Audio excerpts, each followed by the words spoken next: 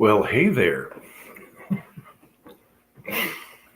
Let's see. Tactical FUD is here. Andy, Vanessa Kitty, Trees, TAB videos, Trees blowing. Bobby Barlow is here. How you guys doing?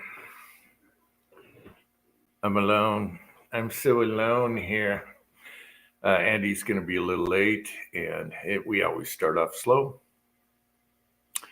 So what do we talk about?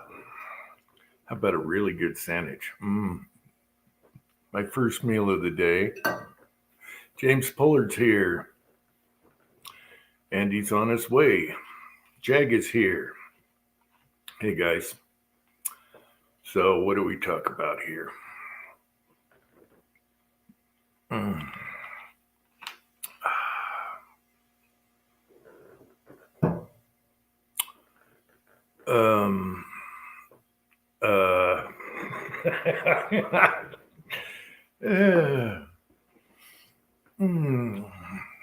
I could do a little number.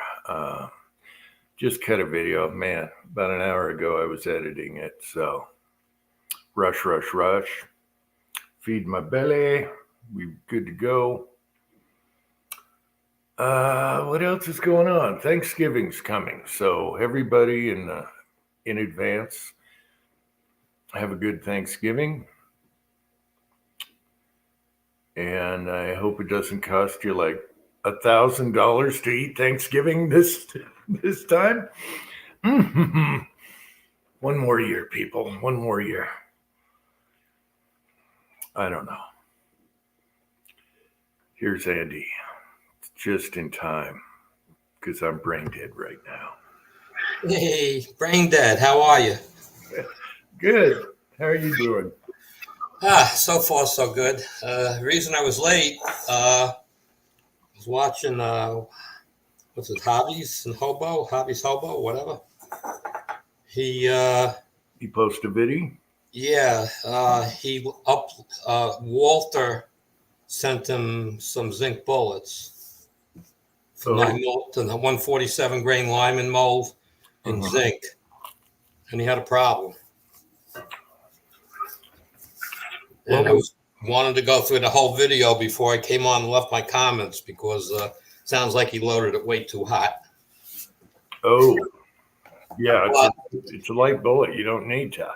He's working with a powder where he was having trouble finding load data, CFE pistol. For 90 grain bullets, and he's relying on the websites with the bullets for data.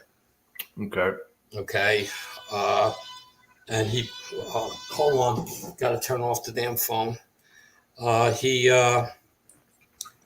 put 6 grains of CFE powder in there, and he fired 3 bullets. Yeah, 3 bullets. And on the third one, he had a case head separation. Wow.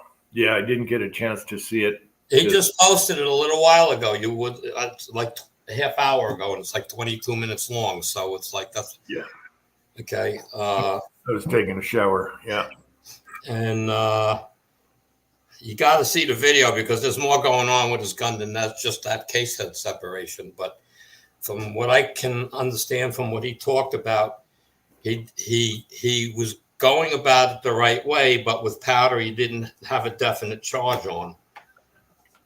Okay, and he said it was good up to 6.4 grains. He's only good to 5.3 grains with that powder, so he was overloaded to start with. Okay, and he said he thought it would be smart to load the bullet longer to give it more case space. That was the other mistake. So he's probably in the lands. Okay, and he didn't do it. He got away lucky. He didn't really.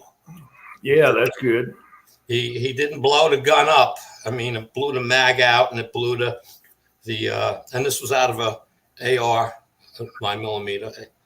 Okay. AR 9mm. Well, I'm just saying AR style rifle 9mm. Okay, whatever brand. I wasn't paying attention to that, but It looks like he has a strange chamber on it, the way the brass was in there. They leave a ring around the collar, a little bulge around the collar.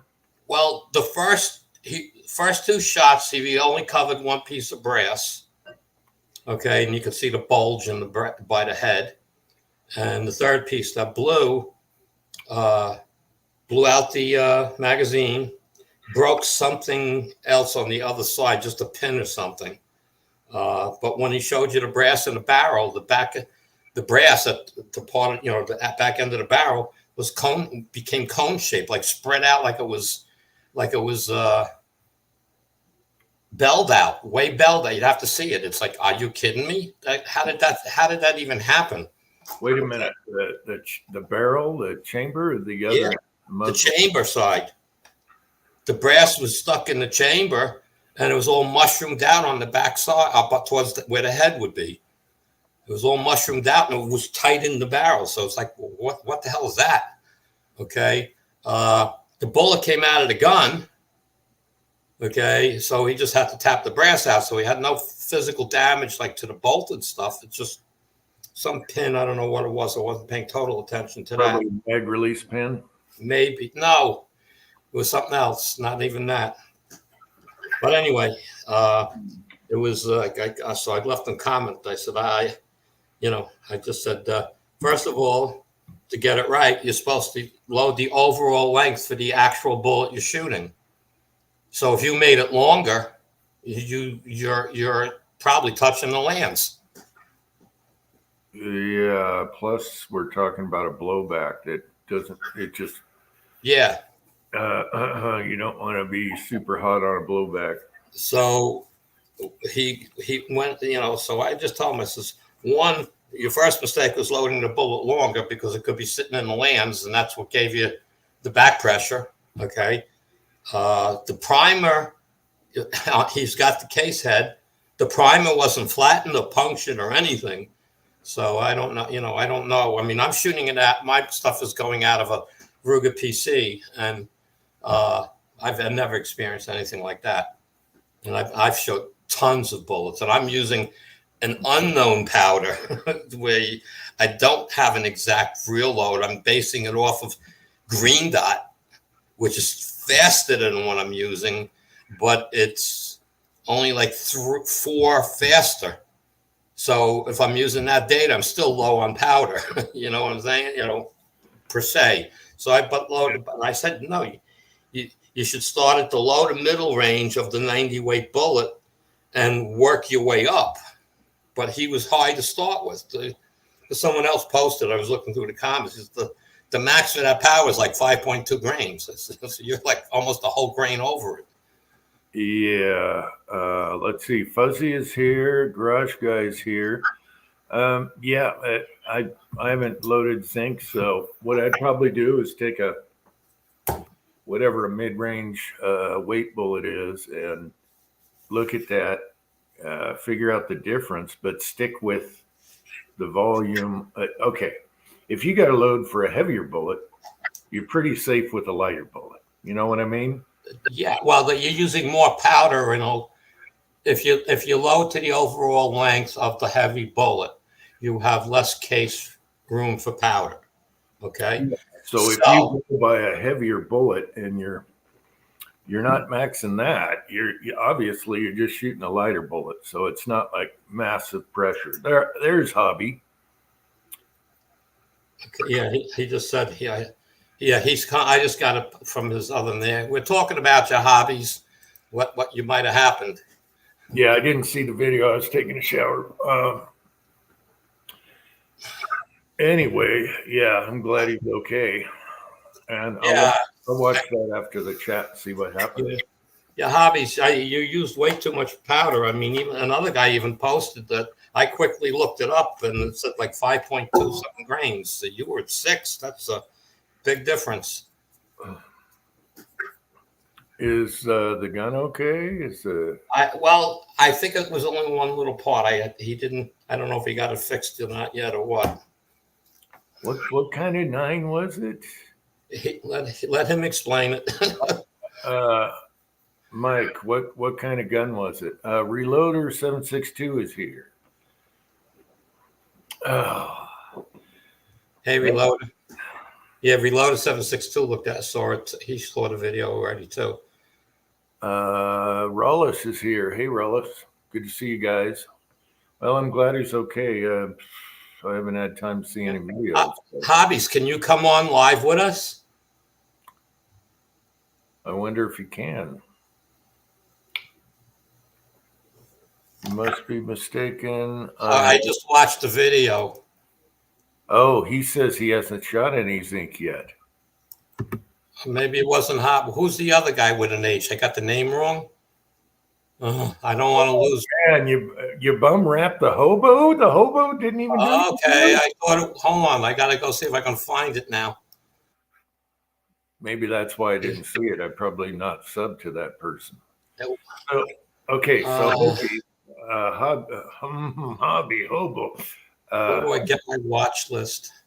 Let's call him Mike. Mike, we thought you blew up your gun. I haven't seen any. Okay, I got the wrong person. Hold on. Okay. Hasbro. Sorry, Hasbro.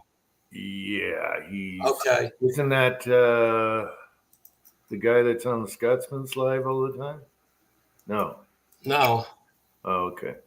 Sorry, I got the wrong guy. Hasbro. It's funny. Yeah. Michael is here also. Hey, Michael. And Cannons is here. Corners and doors, not cannons. I looked at the cannon. Sorry about that, Corners. Okay. And these glasses suck. Okay, so Mike is safe. That's good because Okay, that's Hobby. Sorry, I just wasn't like really looking, and I'm thinking, wait a minute, that it was Hobby's hobo. It was. Yeah, I'm trying to figure out what 9 blowback carbine he had. Yeah, so all right, Mike is safe. That's good. That's good. So everyone, disclaimer: it wasn't my hobby. That was a real screw up. Isn't Hasbro a toy? That's a toy company. I just want to. I just wanted to go find it again. Just you guys can continue. I'm just going to look for a second. Yeah, I want to. Yeah. See if it tells me what gun. Yeah, I do a lot of unconventional loads, but you have a feel for it, and you don't exceed a heavier bullet. That's for darn sure, So, okay. I can't make out what the rifle is. Hey, can you show a picture of it? No. Well, let's see. Hey, post a link, and then I'll click on it, watch it on my iPad, and see what it is. Okay, hold on. I'll do that. Hold on. That sounds good. All right. And everyone else can watch it too. Kat, get your hair out of my sandwich. I'm not good with all our different guns and who they are made by and stuff. So, okay, let's see. Where am I going? Over here. And Control V. Here's the link.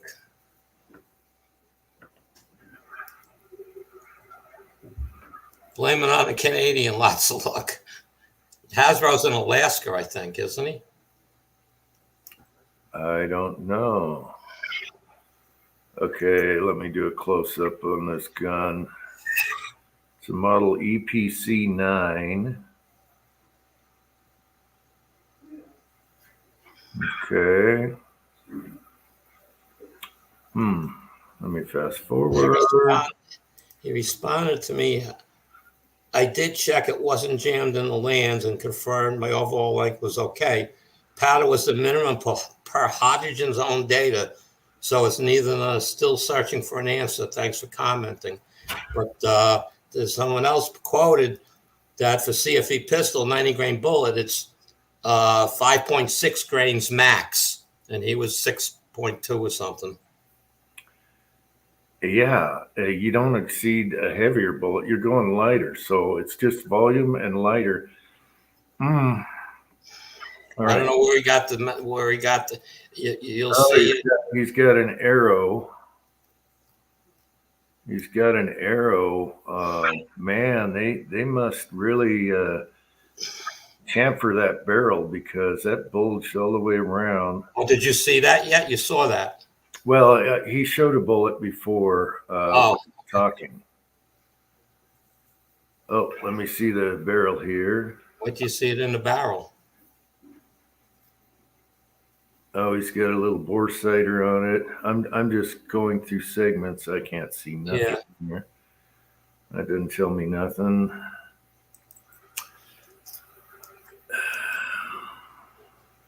He might have casted that bullet himself. I don't know. Okay, at 8 minutes, he's showing what broke on the gun. That doesn't have a bolt hold open. Foxtrot Mike's, baby. Arrows are probably expensive. You could have got a Foxtrot. Oh, there's the barrel. Yeah, at 7 minutes 30 seconds. He's showing you what broke on it on the left side. Yeah, I'm looking at the barrel here, and that thing is chamfered like that thing is chamfered. I wonder what the support looks like. That thing's really chamfered. What did he pull out there? What is that flared thing? That's the bullet. That's the brass? Yeah. And you notice how it matches the chamfer on the barrel? Yeah, that's what I was talking about. Well, okay. What happened? Holy crap. What happened was it's a blowback, and it's going to want to eject immediately, especially if you don't have like a heavy buffer in it and a 308 spring. I don't know what he's got for a spring, but you got to, the dwell time is nothing. And so, that's bad. That's bad. That thing probably cost a lot more than a Foxtrot Mike's. I guarantee you that. Holy crap, that thing's chamfered. It came right out though. He put a jag on it, put a jag down the barrel with a couple patches on it to take up, and it popped right out when he hit it. If you look at the brass, you can tell it yacked out a little bit before it just totally expanded. Yep. And that's why you want to slow him down, people. Slow him down. But his powder charge is way too high. I can't believe that looks like a rivet. I can't believe that's a piece of brass there. Well, he'll show you the case head holding it up to the brass, and it's the right, it's what happened. But I mean, it's like, wow. I don't know where he got his load data from. Okay, he talks about it if you listen to the thing where he got his load data from and whatnot. But who was it that I've got a picture here? Okay. Reloaded 762. He's out on the side chat. He's the one that put up the starting load is 5.2, the max is 5.6. Okay, so he overloaded the cartridge. That's number one. He responded. His reply to me was I did check it. It wasn't jammed in the lands and confirmed my overall length was okay. Well, where he screwed up was he's going off a 90 grain bullet, which in lead is short and small. Well, he's supposed to go off a big bullet. Then he put a big bullet in there, and that's not how you look at it. Because the lead bullet is short and small, so you got the volume difference. And then you got a big bullet that's super what he did. Yeah, that's what he did. He loaded it to lead data. Well, you won't do that again. Interesting. That thing doesn't even have a bolt hold open. What the? I thought Arrow was a little more advanced than that. Oh, there's the bolt. Let's see that extractor. Show the bolt better.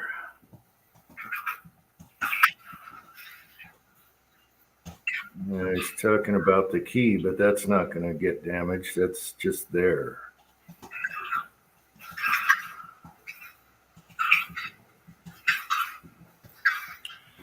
Well, that's interesting. I'm going to have to watch it so I can hear it later, but that's where he screwed up.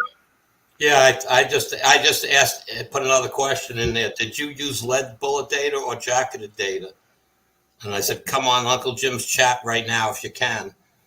So we'll see if he. Well, it's not the lead or jacket. It's the weight of a lead bullet is Right. shorter and tinier, and so your volume. When you go to a bigger bullet, that as shown, that's like a 147 grain, right? Right. That's a 147. It's going to seat shorter in there compared to the light bullet. So when you're doing your data, go off the longer bullet. Yes. And go down a little bit because it's lighter. You know, yeah. No, you load to the overall length of the actual bullet. So 147 grain lead Lyman bullet. It gives you whatever 1.5, whatever 1.05, whatever it is. Okay, so that's what you load the overall length to. Okay, and then you use the powder charge of a jacketed bullet. Okay, for 90 grains. Okay. So I don't know what he did, but we'll see. Maybe he'll come on.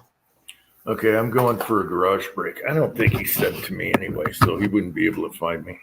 Well, I told him to go on to Uncle Jim's channel, so we'll see.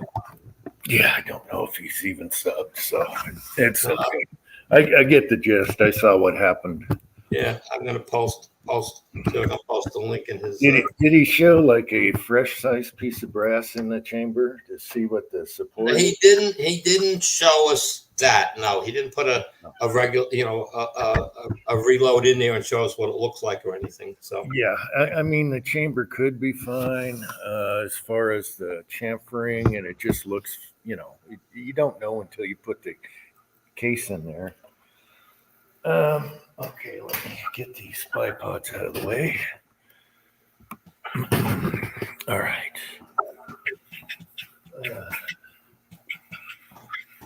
Oh well, be careful out there, people. I posted the link to the live chat, so let's see if he comes on. I mean, he's showing the bullet, the back base of the bullets, and from the one piece of brass you find, the primer looks fine and everything, but you see the bulge in the base of the case. It's almost like it's an unsupported, like a Glock channel, a Glock barrel. Unless it backed out a little bit under firing. Yeah, maybe.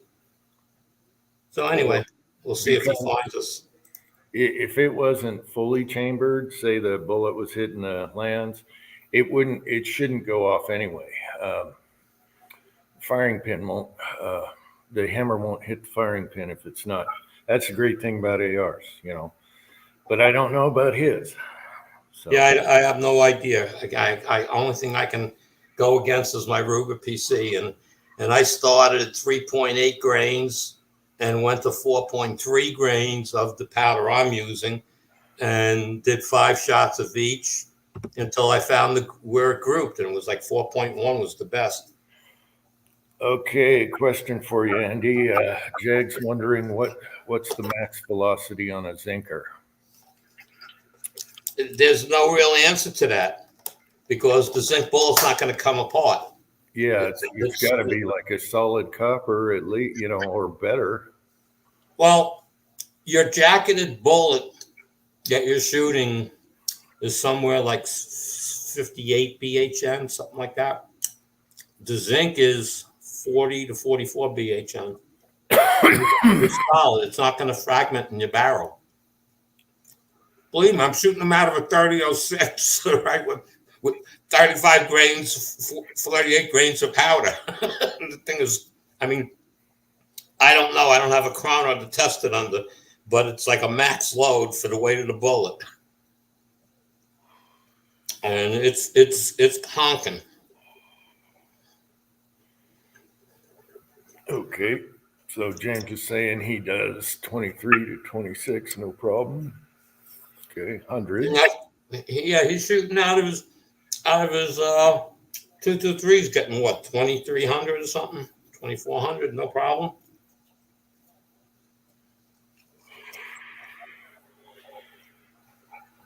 Oh, by the way, my son said he has no problem with shooting zinc out of his 5.7. Okay.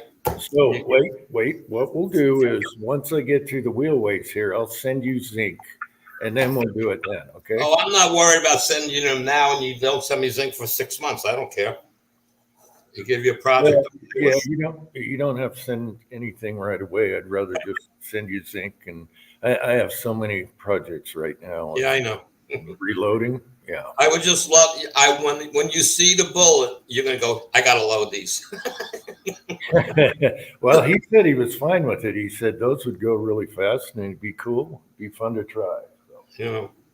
And again, I can have no problem if you like them. I have no problem casting up a bunch of them for you. When as I have my spare time, I'll be glad to cast them for you. Yeah. I know I keep seeing you getting stuff. 6-shooter sent you some more stuff, and it's like, wow. Yeah, that was awesome. The trays and the bullets, and yeah, I just love those trays. They're so nice and small and compact. Yeah, he goes. Look, he's shooting a 170 grain bullet in his 300 blackout, which is what I sent him. I shoot that in my 30-06 and my 300 blackout, and he's pushing 2,300 feet per second in his 300 blackout. So it's honking, and he's pushing. He's like 18. I forgot what his load was. 18 point something grains of. I'm not sure what powder he uses. Hey, Vanessa. I don't know if you're coming back, but I mentioned you were here. Hey, Vanessa. And I forgot to mention 762 is here. Mm-hmm. Yeah.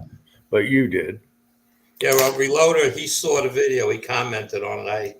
He didn't comment back on our conversation, though, unless I missed it. Yeah, I don't think he commented back on it. And Papa's Place is here. Hey, Papa's Place. Papa! I You think found the box. He found his box of bullets I sent him. His wife hit him on him. I think Papa was the one that did a cheek weld for the little Savage Mark II 22, and it has the butt plate also.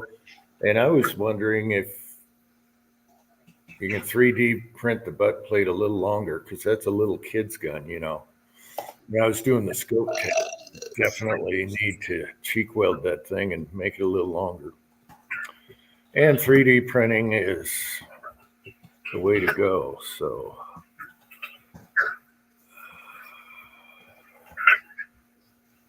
okay, he says he all covered it good enough. All right.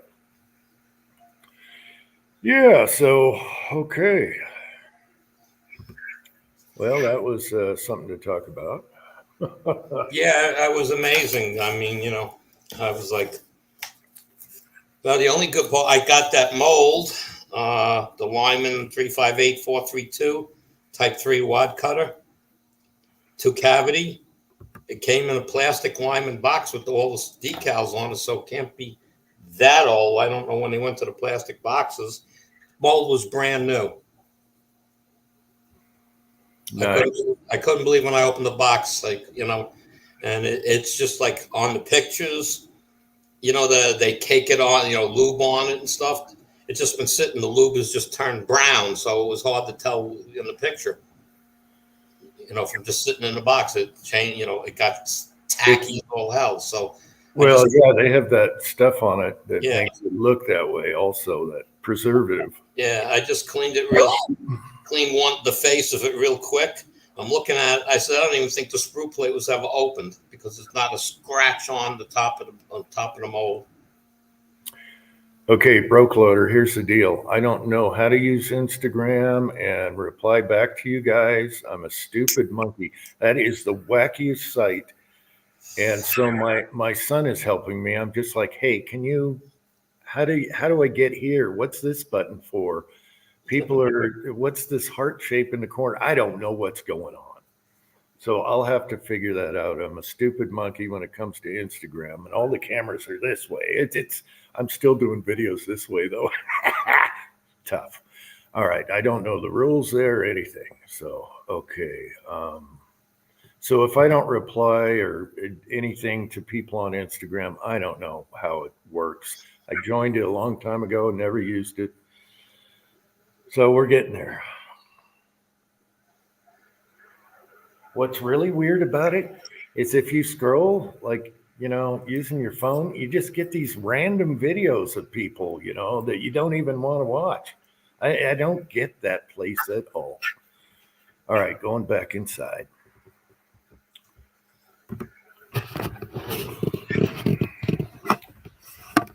Oh. I went over to keep up on the ranch rifle stuff, at Paul's channel. So that's why I went back there.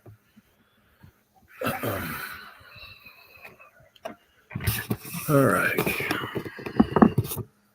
Let's plug in and we're good to go. Okay. Glasses. All right. I was thinking that I needed more butt plate. Yeah. It's nice because the screws go right in there. It keeps it there. I only want a little one. I was thinking just Kydex, but the length is the problem also. It's a neat little rifle though. I haven't shot it for like a year. Papa's Place, that lead that I sent you is not stuff that you would be buying. It's in a store. This is it's called. It starts out as SAC 305, which is 95% tin, 2% copper, and 3% something. There's no lead in it whatsoever. Okay. Then we take IC chips and stuff, and that are made with lead. They can't use the lead, so we have to remove the lead and re-tin them with that solder. So what happens is the lead contaminates that solder, and when it gets down to 70%, we can't use it anymore. So we send it out, and they recycle it and make whatever they want out of it. But all those little round pieces that are there, those are teaspoons or tablespoons. Every morning we take a scoop out of every pot and we put it on a machine that tells us the contents of the lead. So when it gets down to 70% tin, we can't use it anymore. So that's all those pieces are just the testing pieces every day. We probably do about 12 to 1,300 pounds of that recycled a month. So, I get those chips because I do all the testing on it. So that's my source for that stuff. Okay. Use it like tin. Just treat it as 70% tin, and throw a little in your pot to thin out your lead. Make it flow better. Yeah. Yeah. I mean, I give it away whenever I send somebody a box of something. I put a bag of that in there. It lasts a long time. So CW gets it from me all the time. Every now and then I send him a box, and he's like, "Wow," he's like, "Can't believe you keep sending me this stuff. It's expensive." If you would, that SAC 305 is approximately $50 for a 1 pound bar. Wow. Okay. Now, if you were buying a tin bar from Rotometals, it's like $32 a bar, but it's different than what I'm giving you. That's per se 100% tin. What I'm giving you is only 70% tin, but the industry calls out this special solder SAC 305. If you look it up, it'll tell you what the content is. I would love to be able to take some of that home because that's 95% tin, period, no lead.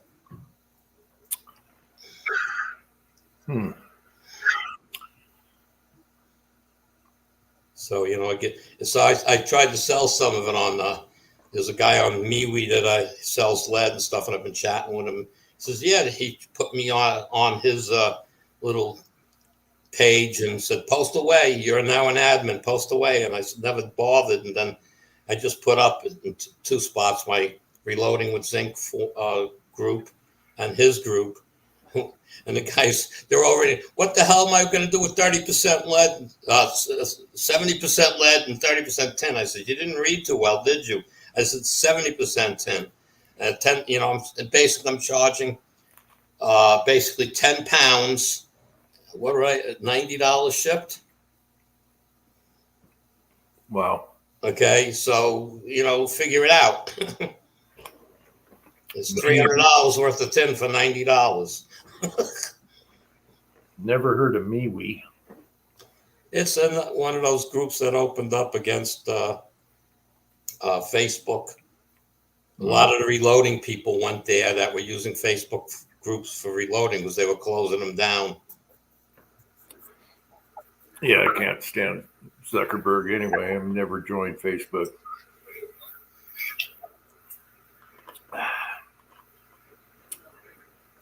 Oh, let's see.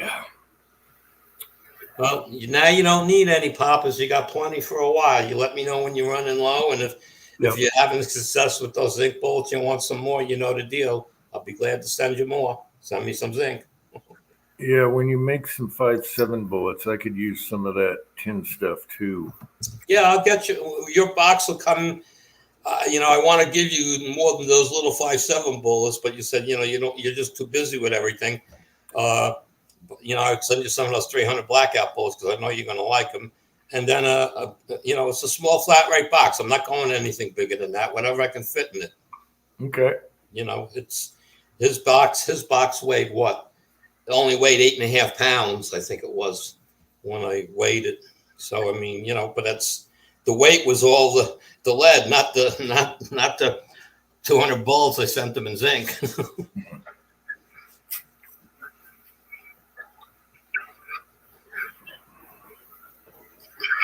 Yeah, anybody. You guys are looking for tin and stuff. I mean, I've got it, and I'll trade you.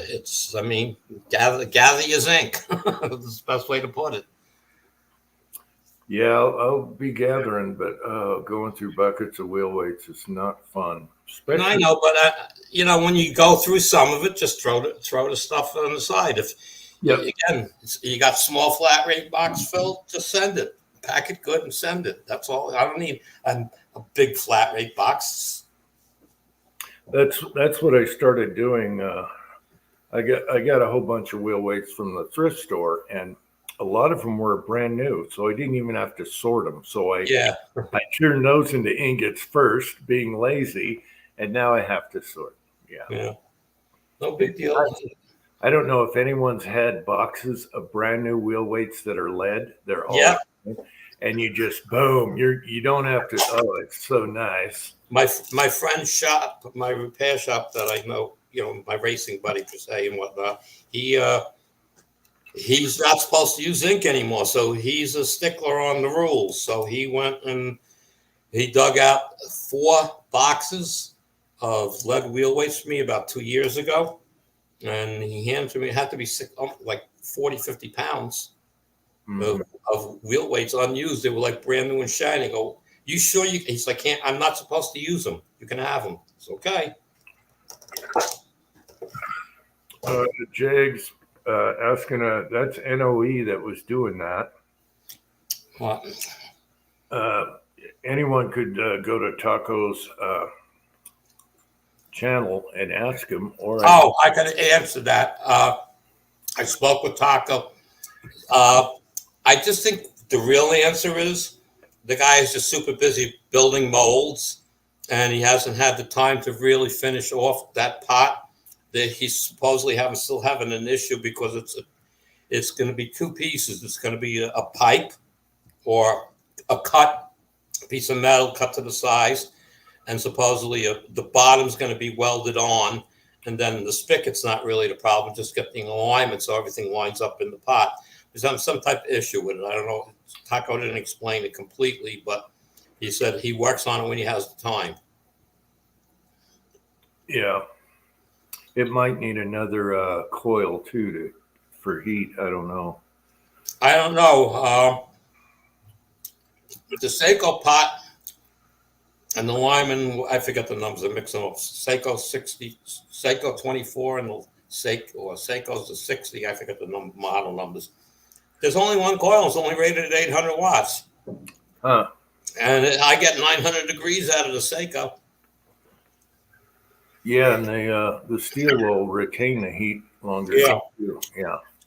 And the pot's small. You see, that's the thing. The Seiko pot is only like 15 pounds lead. And the Lyman, the Lee is 20 pounds. So it's a bigger pot. So but you can add, it's not a big deal to add a second coil because, what's his name? Our missing friend. Wow, God. Elvis. He did it. He put 2 coils in. Shows you exactly how to do it. Simple. Okay, James, I know that, but there's a lot of plastic wheel weights now, and I don't want to be scooping out like 50 pounds of zinc to get out of the lead before I crank it all the way up, or crank, make sure it's cranked. But the zinc has a Z on it or a ZN. You can't miss it. And if you tap it with a steel bar, it'll go ting instead of thud. So it's a high pitch noise. Yep. Yeah. And if you have a decent pair of side cutters, okay, you won't cut into it. You know that when after you squeeze a couple of leads with the side cutters, you realize how soft it is when you hit the zinc bar. You go, oh, that's zinc. And steel, the wheel weight for steel looks totally different. Once you see the steel weight is the clip is welded on or peened on. Okay, so those are steel. You just throw them away. Okay, the plastic has the plastic. You just throw them away. Now you're left with zinc and lead, and you can see when you pick it up. After you do it a little bit, the physical size, zinc wheel weights are much bigger because to get the weight, you'll get the hang of it. It's very easy, in my opinion, to separate the two. Yeah, the little cutters never lie. So it's just easier for me to do that. I don't want to shovel a bunch of zinc out of a hot pot. So, and the other way, of course, you have anvils around. If you're not sure, put it on the anvil and hit it. If it's lead, it's going to flatten.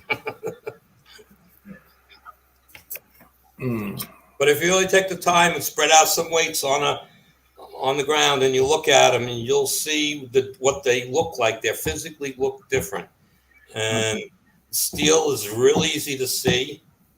Okay, zinc is usually shinier unless they're coated with oils and crap. But I mean, yeah, a lot of them tell the difference. I mean, and the zinc has a ZN on it. Yeah, I found a couple that didn't say that. That's why I was doing the clip test. But and then plastic has like this gray color to it. Yeah, well, plastic is but zinc is when I get a wheel weight and I know it's not lead, okay, I look at it close to see if there's a Z on it or a ZN, and if it doesn't have anything on it, the only other way to tell is I put it in a vise and use like a long wrench, like or a piece of pipe, and I go to snap it. If it's zinc, it'll snap. If it's not, you won't snap it.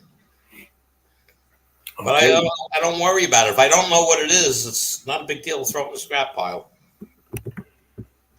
And Kenny is here in the side. Hey, Kenny. Yeah, so whatever happened to... Oh, okay. I think we're caught up. We have lurkers because... okay, we got lurkers back there too. Okay. 22 watching. Only 8 thumbs up. That's okay. It's all right. Yeah, I know. Just a little guy. Just, should stick to just making movies. Silent movies is where I'm at. I'm better off doing silent movies. That's where I should be. Yeah. Why, you don't have fun doing this? Oh no, the chat. No, the chat. Yes, I'm just talking videos. Yeah. Oh, it's a rambling issue. That's what it is. So, the less voice, the less rambling. Let's see. I got again. We all know I got a Rossi 92 stainless steel 20-inch barrel 357. Yeah. Did you shoot it yet? No, it's too. I don't want to go out on a cold day because I don't want to be out there trying to sight in on a cold day. Okay, and play because I'm doing a ladder test trying to find the right load for it. So I don't want to waste the bullets. It's got to be 55 plus, or I'm not taking it out. I don't want to. And it's rained almost every Wednesday the last few weeks here, so it's like that ain't happening. So again, this Wednesday it's supposed to rain again. But I got Thursday they're closed. I think they're going to be open Friday. But I don't know if I want to risk to have a crowd because that hunting season's just starting here.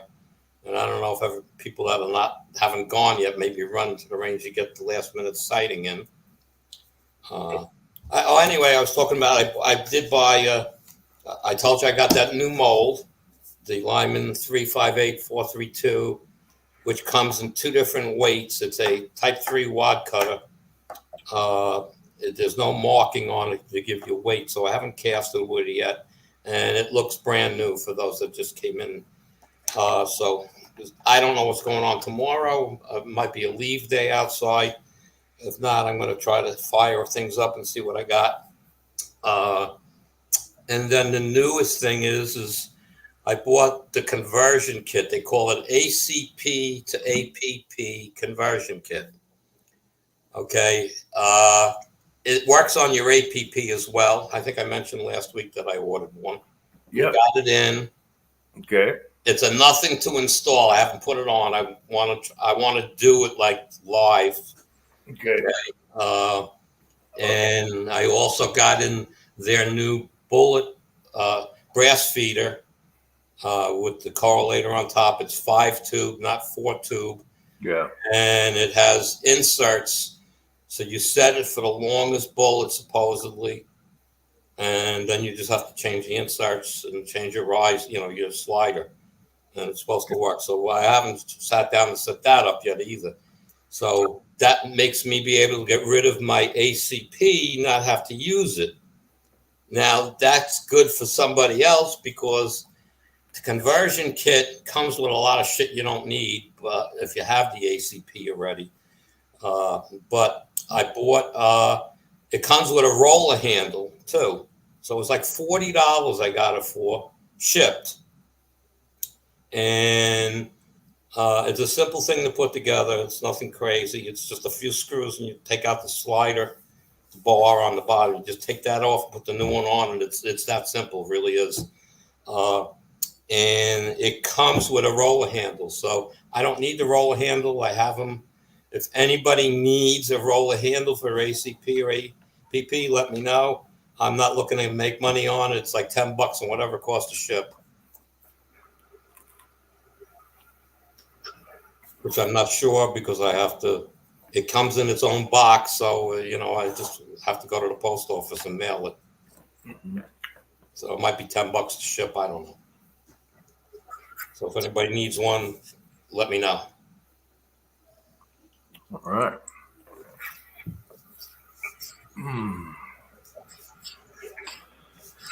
Let's see. Jay has one on order.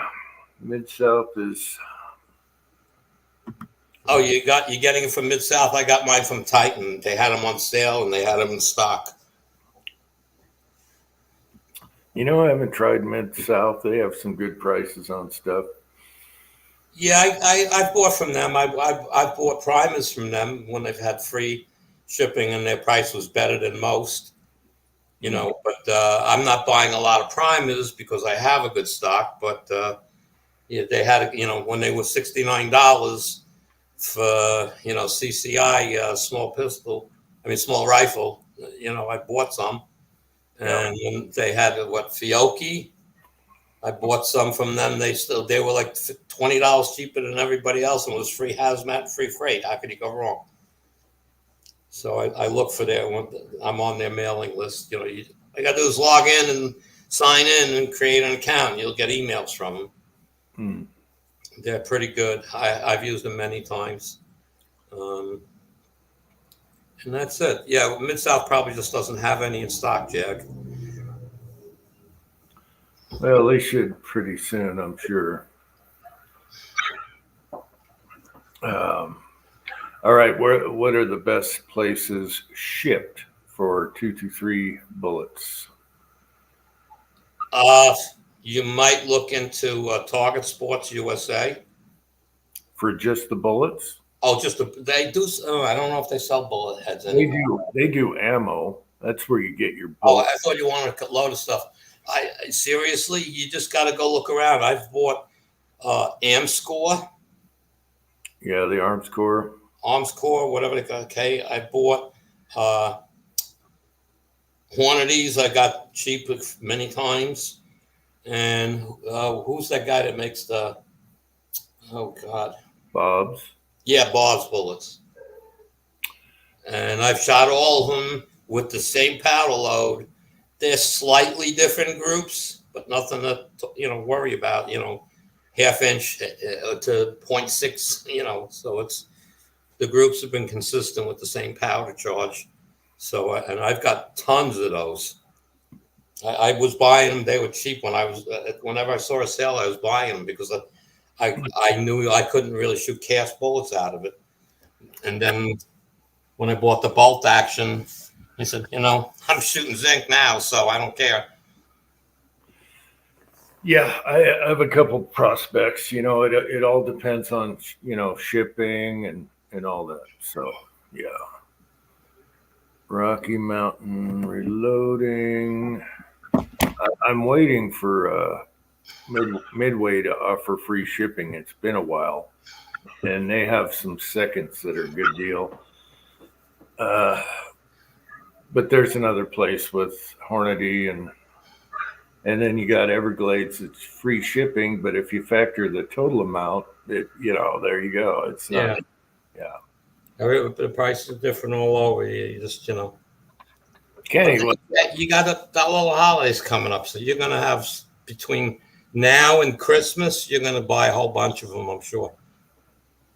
Yeah, just enough to get started. But, Kenny, what's up? I'm here. Been busy. Where do you get your 223 bullets? If you shoot them, so I have been using a lot of the Everglades bullets, and then there was a pack from Midway that I ended up getting. They were like the Sierra 77 RDF or Match Kings SMKs, Blems. So I ended up buying a big pack of that. So. And how were they for Blems or seconds? I think they're Blems or either one of those, but these shoot pretty damn good. I mean, they're the 77 grain SMKs, which primarily a lot of the Black Hills ammo. I'll use that ammo, so it works very well for out to like 700 yards. Yeah, I was looking at I saved a couple. I was looking at, I think they're 68s. Yeah. Bolt Hill Hollow Point, I think. Yeah, the 69 grain SMKs and 77ers is usually what I stock.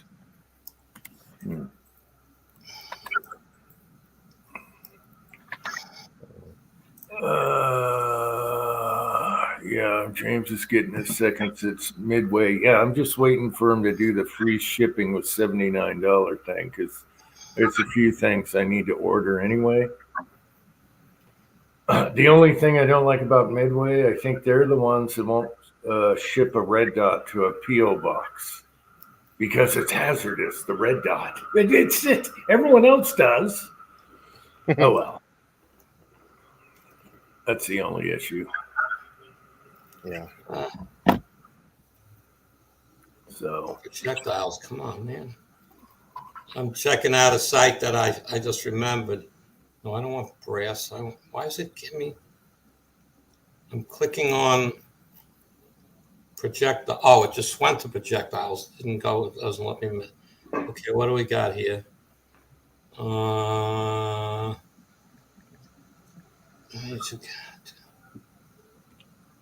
Okay, they're doing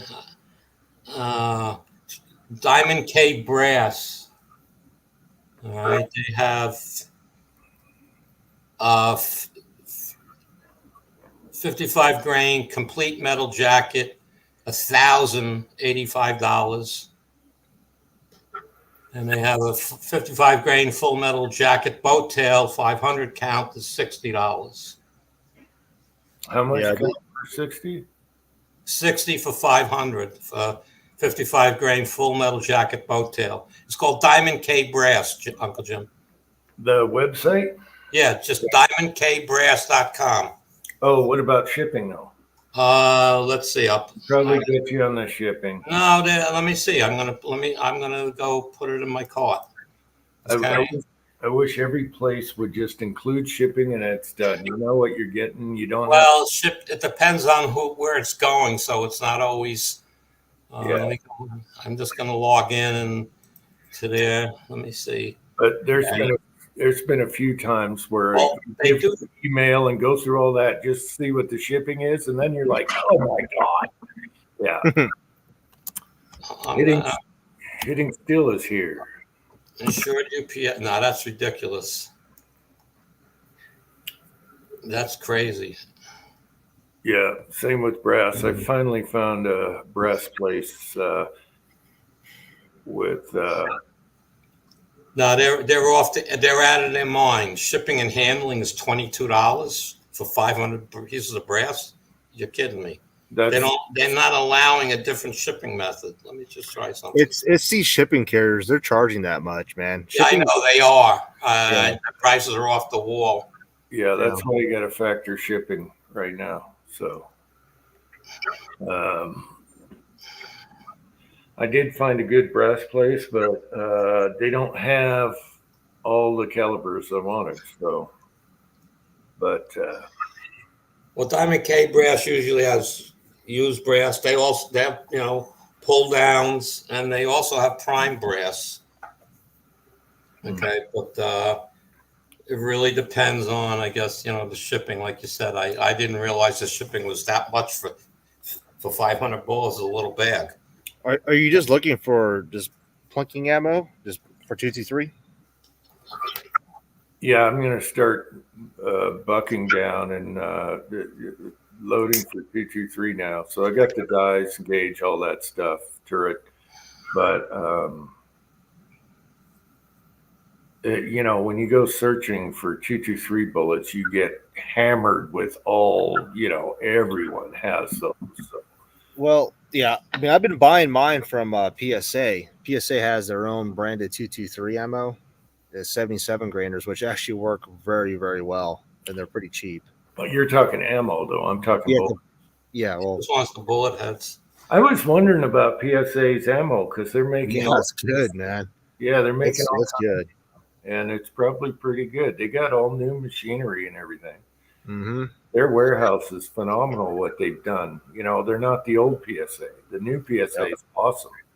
Yeah, their ammo is definitely match grade for the 2-gun competitions and stuff. That stuff, it hammers all the way out to, so far, easily 300, 400 yards with their ammo. Just buying that ends up becoming, I think, like 30 cents a round or something, depending how many you buy. So.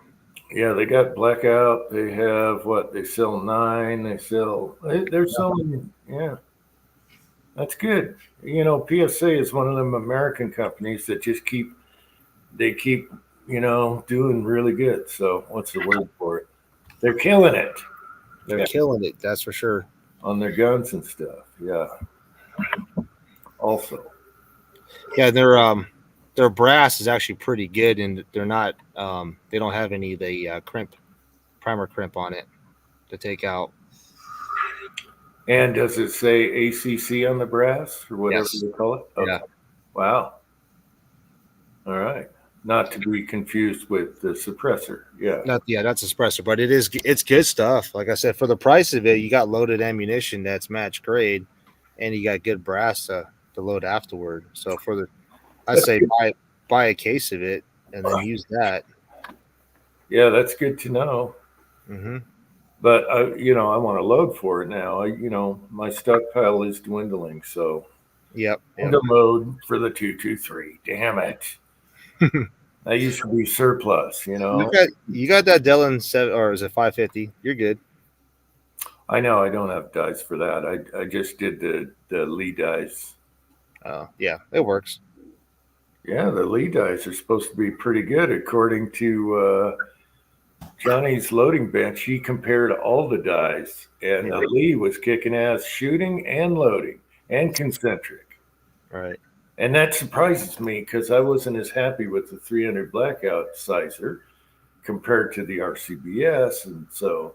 But everyone I talked to is like, yeah, but I paid $33 for a set of dies, Mm-hmm.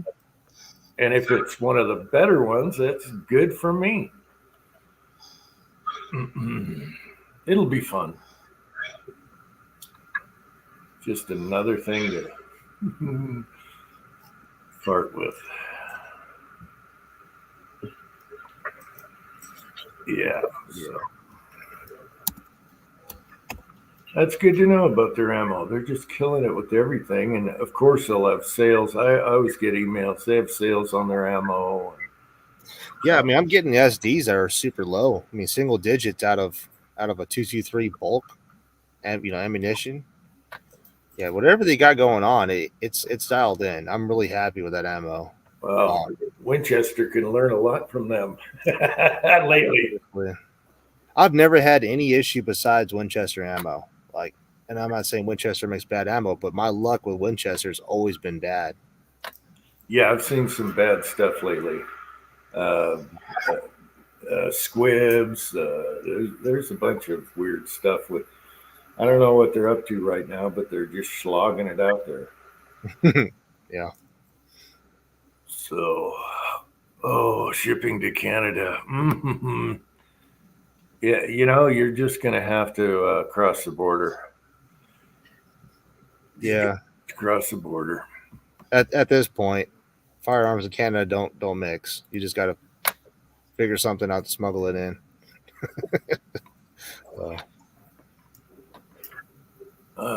Okay, good night, Rollis. Have a good one. Probably a short chat tonight anyway. It should have been a Thanksgiving chat, but I spaced out. Thanksgiving's 2 days. Next Saturday is 2 days after, so whatever. Oh, dang. It's rolling in quick, man. Yeah. This whole year has been flying by. I know. Christmas is almost here. I can't believe it. I thought I just put the tree away. So, I'm going to have to bring that back up. Okay, I'll be right back. Uncle Jim has to pay. Uh-oh. We'll put it on mute for you guys. Well, I'm excited to get on Cerakoting. I just got my Cerakote booth up and running. You guys can see it back here. RMR bullets. I don't know how their shipping is. They have the arm scores $60 for 500. Okay. Okay. They have it in stock. Arm scores out of stock in a lot of places, but I've bought quite a few of those, and I've had good luck with them. I mean, I can't speak for everybody, but do they make a like an ammo checker block that's 100 rounds for 223? I mean, this is just so you could check everything for your battle rifle. I've been wondering that. I've been trying to find one of those. Oh, you mean to test a whole bunch at one time? Yeah, like a 50 or 25 round ammo checker for 223. That way, if you start loading, you could throw all that in there. And, for your battle rifle or whatever, you could check all that. At least everything's sized down to where it'll function. I don't know of one, but what are you talking about? Like a 50 round block ammo checker for 223. 50. Yeah, that way when you start pumping out a crap ton of these things, you could check everything. Ammo checker, 10 round stackable, whatever that means. Okay, I see that. Dang, $169? No, never mind. Yeah, Oh, no, pack of 5. That's Hey, a pack of 5. Yeah, I'm fine. I just got a Wilson gauge, so I'm fine. Yeah, I guess you could I'll do one. one at a That's not, time. that's not too bad for 5. I mean, I use one of those for 300. $30 a piece is a little bit of money, though. Oh, I thought he was giving me crap for only shooting 5 rounds. I thought you were joking, Andy. Okay. No, I only It shoot was- 5 rounds, and I only let my son shoot 5 rounds, and everyone gives me crap for that. That's not true. Until Pet gets on here. Anyway, yeah, I mentioned it in other chat, but I like those Wilson gauges. They're really good. Both ends, they got min max. Yeah, they look nice. Yep. And it was only $2 or $3 more than the Lyman, so what the hell? They never seem to go on sale though. Cerakote, yeah. You're lucky because Cerakote, you gotta trash it when you're done, and you can do bulk. So you're not emptying out, cleaning the gun every time you're doing a little project. Yeah, I just got the booths in a couple days ago. Here's the oven right there. Here, let me. You get Lyman has a so, Lyman has a 6-round gauge, but it's like $41. Yeah, no, I'm fine doing one at a time. I can watch TV. If I had 500 rounds to check, I'll just watch TV and plunk away. And yeah.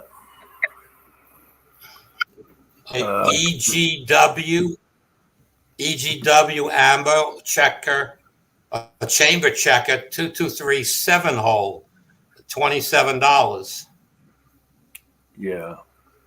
But those are chamber EGW. checkers. Those It are says chamber checker.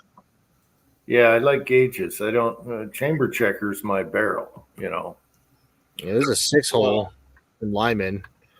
Yeah, but $40. but the EGW has one for $27 on MSP Mounting Solutions Plus is the name of the company, MSP. Yeah. Uh, I mean, that's just something that if you're doing bulk, you're going to get those cases, man, that just for some reason don't size down correctly. Yeah, you throw them all in the block, and it's like the 50 round 9mm blocks and stuff. 10 would be handy because of the bulge every once in a while, but I'm not that much of a hurry. I'm only going to load 5 rounds at a time, James, right?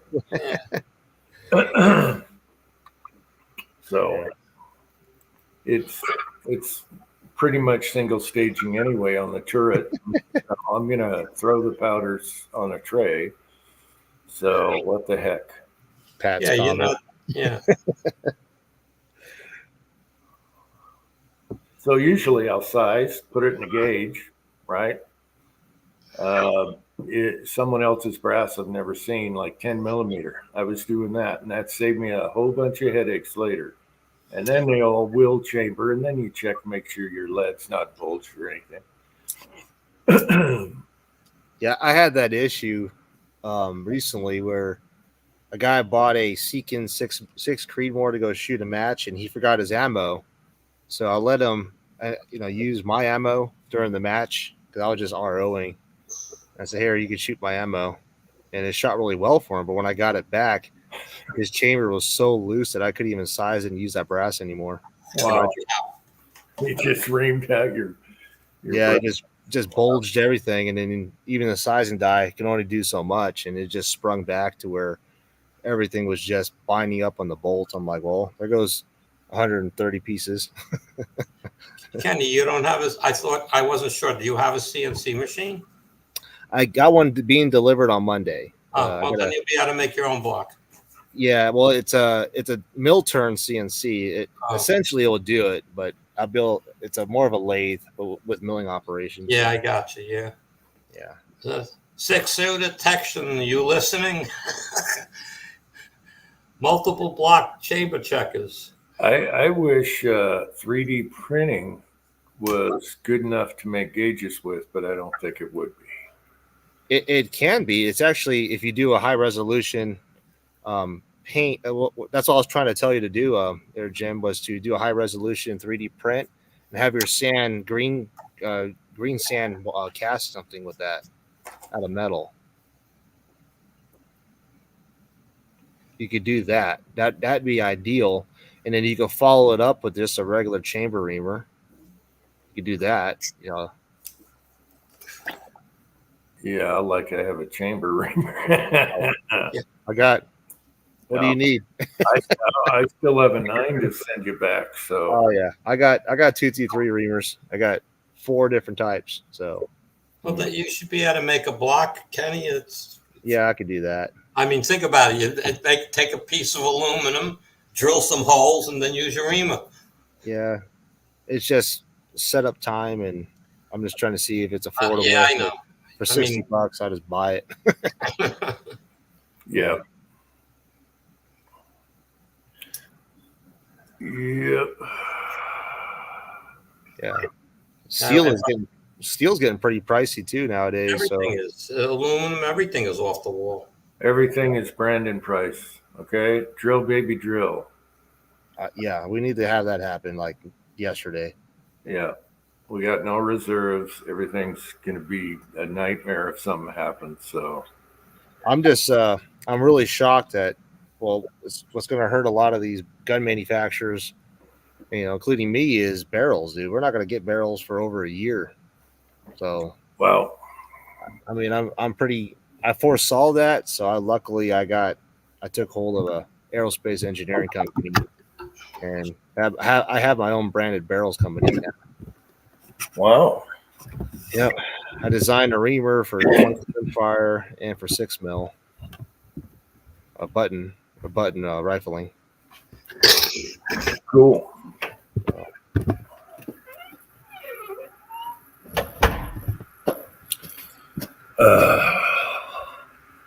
Let me get the garage here. You know, unfortunately, I haven't worked in the machine shop now. I guess it's close to 4 years. So he slowed down that much that he didn't need the catch-up work at night. You know, so I'd be running 4 or 5 machines a night, mainly part load. You know, just changing material out. But still, I have to clean it and check spec, and you know, and I can touch off tools and things like that. I can't program. I couldn't even attempt to program. But you know, there's a guy that works there. He loves to play with something that has nothing to do with work. So, you know, I can easily probably go to him and tell him, this is what I want. You know, here's the specs, the Sammy specs. Here's an actual brand new piece of brass. This has to fit tightly. And, you know, he could probably make it, but, you know, make it. But, Hobby's at a great point. Jim, you think this is possible with the TC Contender, like a 12 gauge or a 20 gauge barrel, that we can make adapters for those? Adapters just fit in the chambers, so any shotgun. Yeah, that's what I was thinking. So if you got a TC Contender, did they make a 12 gauge? Well, I have the one I just got was H&R. Okay, like a handy rifle, 12 gauge or 20 gauge, you could make adapters for them. Any single shot. Holo's got some, and then Georgia Boy replied to the video when I got that H&R, and he said, yeah, the company right next to me makes the long ones with the rifle. Yeah. Mm-hmm. Yeah. So. Yeah, that'd be unique. That way you could throw one of those in like an over-under or something, you know? Mm-hmm. Yeah, Hobo's using them. And I think Mark, MCK, has 1 or 2.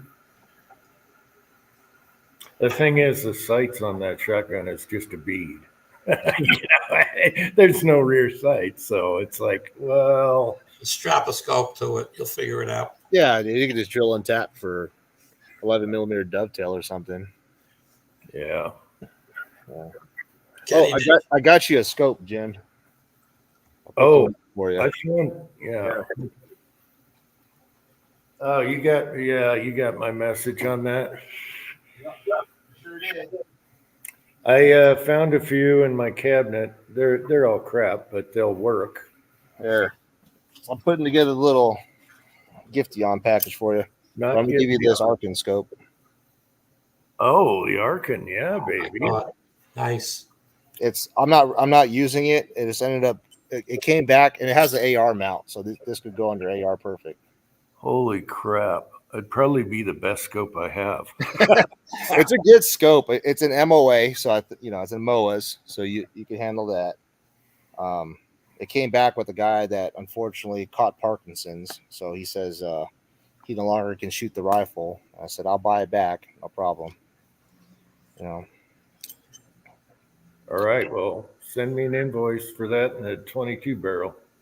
Yeah, I got to get that all done. Dude, you know what's holding all that up is a damn box. I can't find a box to ship it. Hey, that's okay. I'm not in a hurry. I got so much.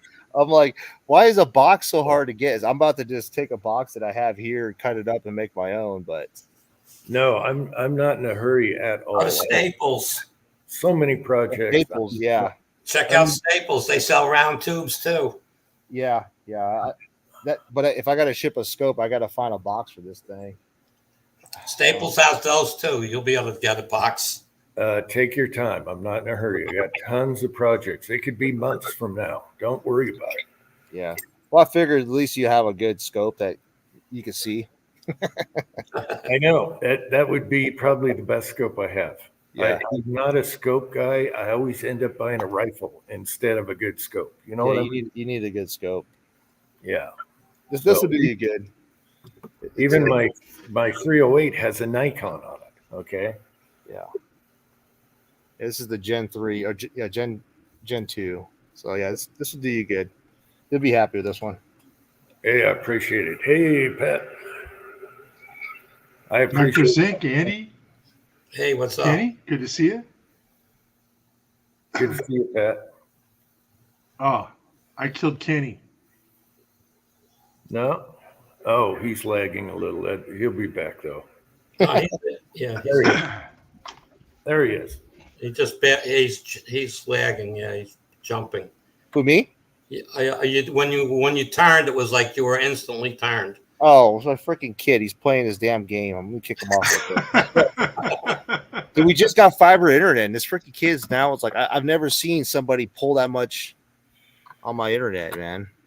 I know I have the same issue when I'm trying to upload a video, but yeah, it's not bad. Annoying as hell, dude.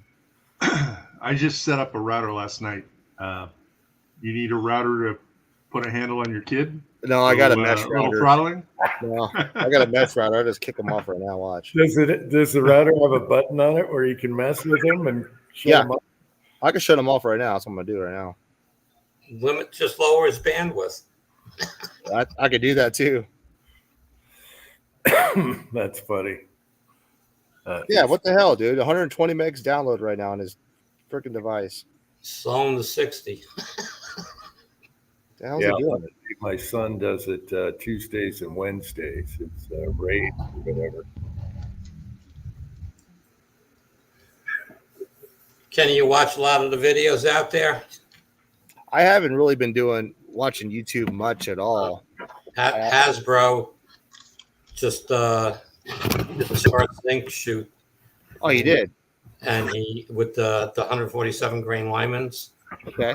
in zinc, and he he had case separation. He definitely overloaded the brass with powder. 6 grains of CFE. 6. Oh yeah, It's max is like 5.6 for that powder. I don't know where he got his load date.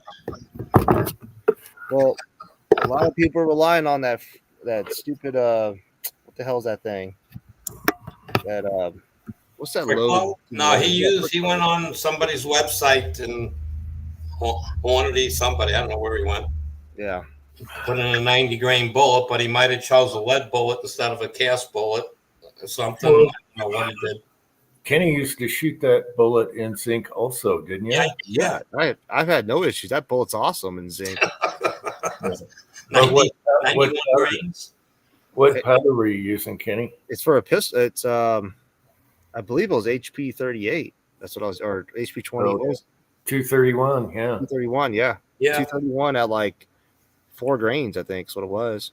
Yeah, So no, I'm using tight group. It's like 4.1 grains works for me. Yeah, 6 grains for a 9 mil. Anything 6 grains, that's spicy. I mean, you were at 5 points. What did you go up to? But that was even a lighter bullet, wasn't it? Yeah, that was a lighter bullet. I went up to I think 5.6 grains of HP 38 or You were 1,600 feet per second. yeah. I got up to 1,800 feet a second, but that's what the P226. You know, those things are bulletproof anyway. He was shooting it out of I call them ARs, a 9mm or whatever. Oh, so yeah, so there's a problem with PCCs, especially cheap barrels, man. They don't have full case support. That's what I said. See Yep. that? That's what I said. I saw I saw the chamfer, and I'm like, ooh, I want to see a case in that thing, see how supported it is. Yeah, he went to get something. That's what I said. I said originally, it just doesn't look. It looks like he has a Glock barrel on it. I was just saying non-supported.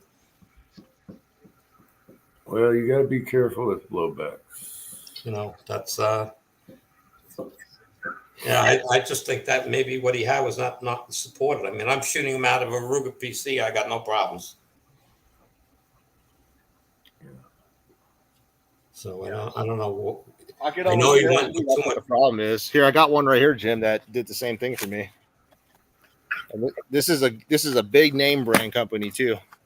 Is it Arrow? No, look at that chamfer on it, right? Oh my God! Yeah. See, that's fully in there. So there's a bit of, no. If you could barely see it, I don't know if I can get it caught up, but it's sticking out. Yeah, it's sticking out. yeah, It's not fully supported. It's right there on the case web. Yep, you can see it. Yeah. You got to be careful, especially with guys getting the 10 millimeters nowadays. Yeah. So what gun you saw the gun, UJ? What was it? What brand was it? Arrow Precision. oh, huh. Okay. So this is a CMMG barrel. Wow, CMMG. Yes. I'm not saying they make bad stuff, but this one has caused out of battery detonation and all kinds of problems. That I have the full length barrel, you know. Well, what I got to do, it's not on anything. Let me go get a 9 round and see what happens. I'll be right back. yeah. You want full case support. PCC barrels, specifically 9 mil. There's a lot of them out there that have this heavy chamfer. That's I probably would say I would recommend TACCOM 3G. Very kind of inexpensive, but they make PCC competition 3-gun barrels. You have Hasbro on one of your. Yeah, he's one of my. Yeah, I subscribe to him. Check him out. He put the video up a couple hours ago. Yeah, you can give him the insight that I couldn't. I told him, I said, you know, he said he loaded the bullet longer. Well, that's a mistake. I told you, use the overall length in the book for the bullet, not for the weight of the bullet, but for the actual bullet. And he said he loaded it longer. So if he has a barrel like this, I could guarantee that's the problem. That's what it looked like to me. These companies are doing this because they're making a feed ramp. Because for like flat point bullets, they have a problem feeding, right? Okay. That's why, like I said, if you're going to build a PCC 9mm AR, I would recommend one that has a extended feed ramp, like TACCOM 3G, which also not only do they have an extended feed ramp right here, they actually have also a hood on top, so it keeps the bullet from overshooting. Overshooting. Nose up jams from nose up jams. Yeah, nose up jams. So TACCOM 3G is the one that's what I use now. It's like $240, but honestly, that barrel is freaking awesome. I run it full on. If you get the chance to go into Hasbro's, yeah, I'll take a look. and give him a point to look when you see it. Well, and this is what I went back to my last chat when I was talking about when you're reloading used brass. I've been shot out of a Glock Gen 1 or something. You got the smiley. Yep. That that little portion of the web right here, that's compromised. Yep. So I don't even try to. People used to say, "Oh, bulge bust them." I says, "What for?" I said, "The brass is laying around all over the place. You pick up all you want for free. What do you saving doing that to?" And you weakened it there. Yeah. Let's get this ammo right here. Pretty good. Right, Jim? Scorpio. Scorpions. Yeah, I just checked a brand new 16-inch CMMG, and it's leaving a hair. It's yeah. But We're pushing it. I may have gotten a bad one, but this is when they first came out. yeah, The roller delay 9mm uppers. yeah, they chamfer them to cheat to make sure they feed. It's just a easy way to make sure they feed. Yeah. And yeah, this sucker is sticking out like I'd say at least three. I don't know, maybe an eighth, close to an eighth before hitting that. Yeah, with the amount of flare that was on that piece of brass, when you see it, you go, "Oh my God!" You'll know it's exactly what you're talking about. That's what it is. Yeah, if you got a flare anywhere near that brass, it's case support on the barrel. Yeah, no, but I'm just saying you'll see the brass stuck in the barrel. You'll see the flare on it. It looks like you took a piece of plumbing pipe and we're making a brake line. it looked like a big horn, or a mushroom. So can you technically fire without a cartridge fully seated on 9mm? I think you can because there's no locking lugs in these things. Yeah, but the firing pin, the hammer won't hit the firing pin like an AR. Oh, gotcha. There's that little safety. Okay. Out of battery. Does yours have a spring-loaded firing pin? My 9mm, I don't know. Let me check. It should, because the bolt slams. Yeah, good question. Yeah, my Ruger has that, so I'm my PCC. Yeah. It should have one because the bolts are so heavy they slam.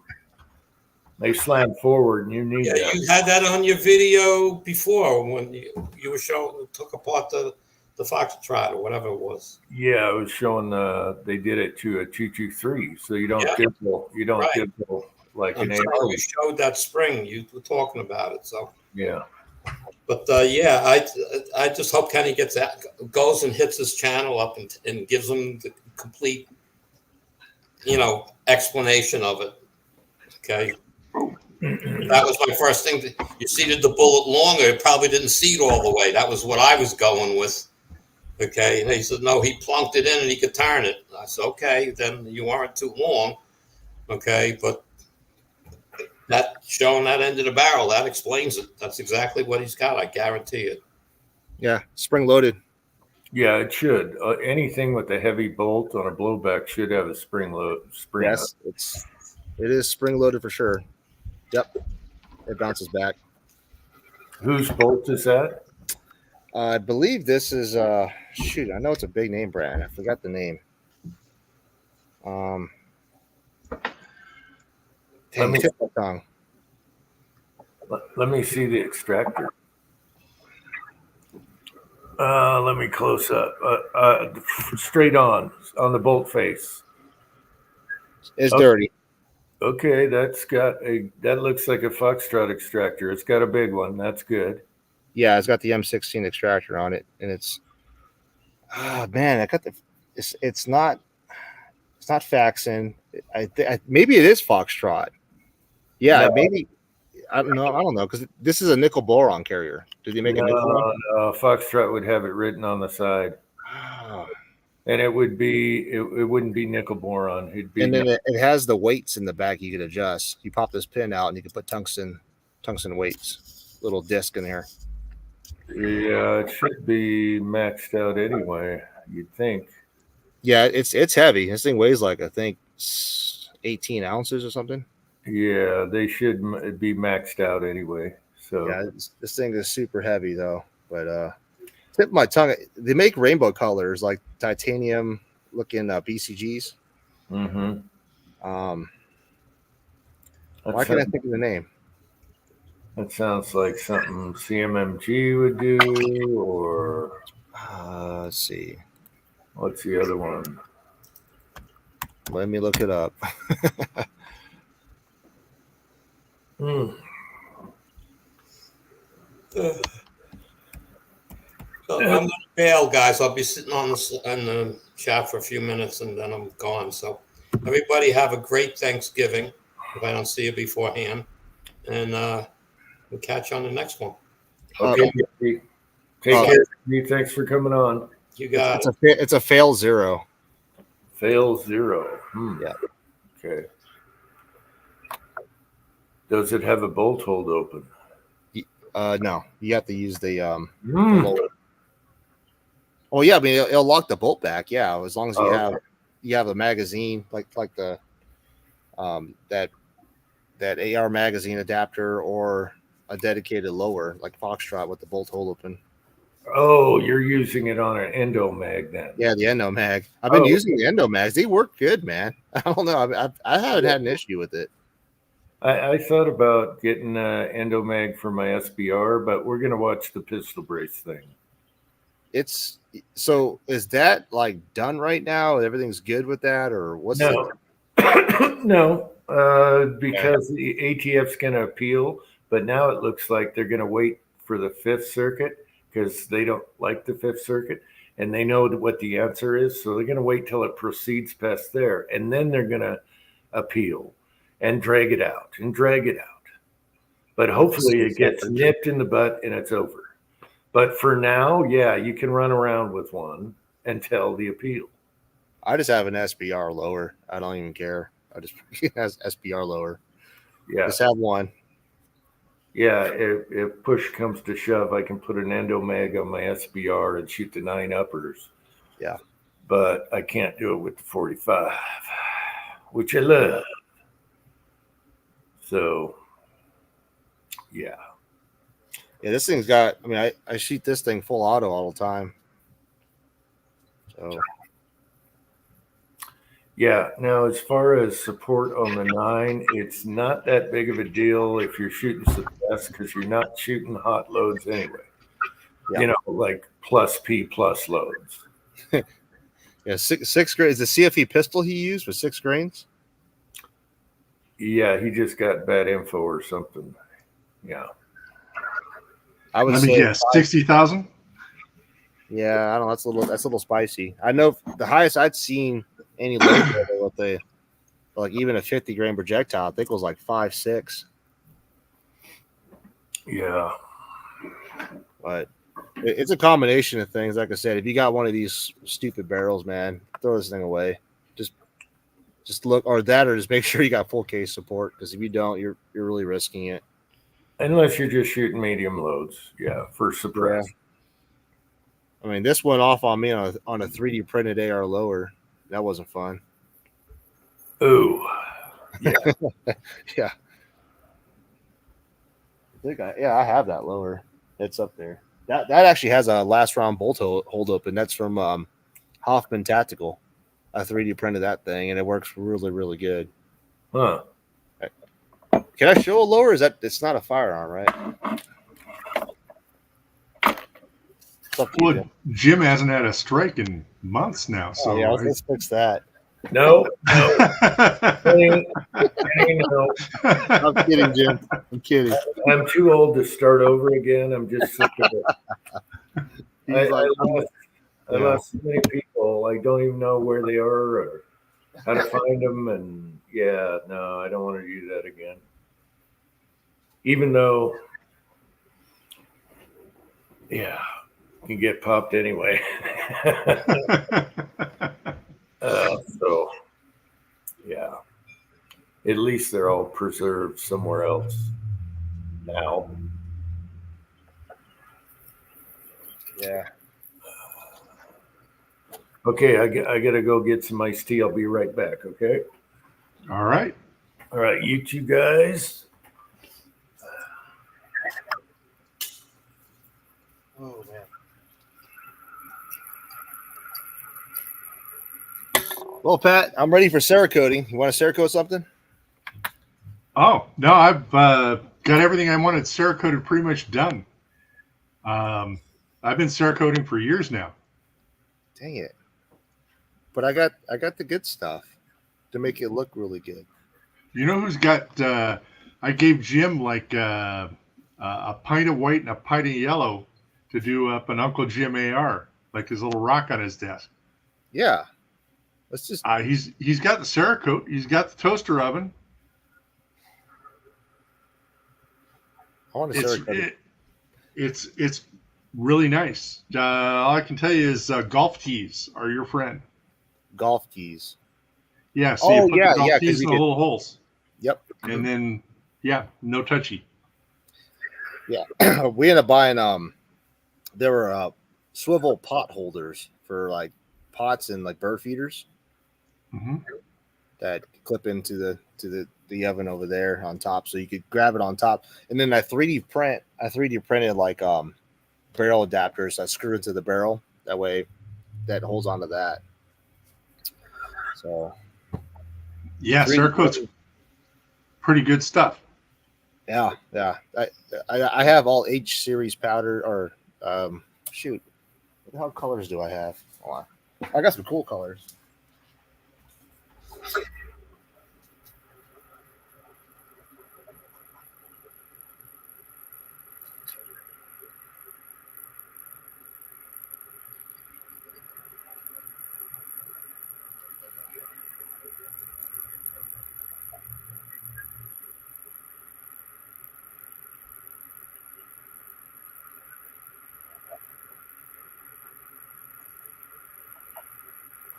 I got like a Stormtrooper white. Yep. Yeah. So there's All Stormtrooper right. white. There's this cranberry frost color, and then I got what's cool is these little things, the candies. Mm-hmm. I got this one, and I got this crazy rainbow for that ice cream paint job. I got like over 400 freaking colors over there. I just grabbed these two. Yeah, that Stormtrooper the Stormtrooper white is what I used on the minion gun for Sylvia. And here's the deal. It's too glossy for the Hydro Dip to stick on it. So the xylene in the Hydro Dip doesn't stick to the Cerakote after it's done. Big pain in the ass. So be careful if you Hydro Dip after Cerakote with a gloss. Okay. Idaho Rogers is here. Hey, Idaho. How's it going? Oh dang, 1780. Oh yeah, he was pushing it, Andy. that's spicy for a 9 mil.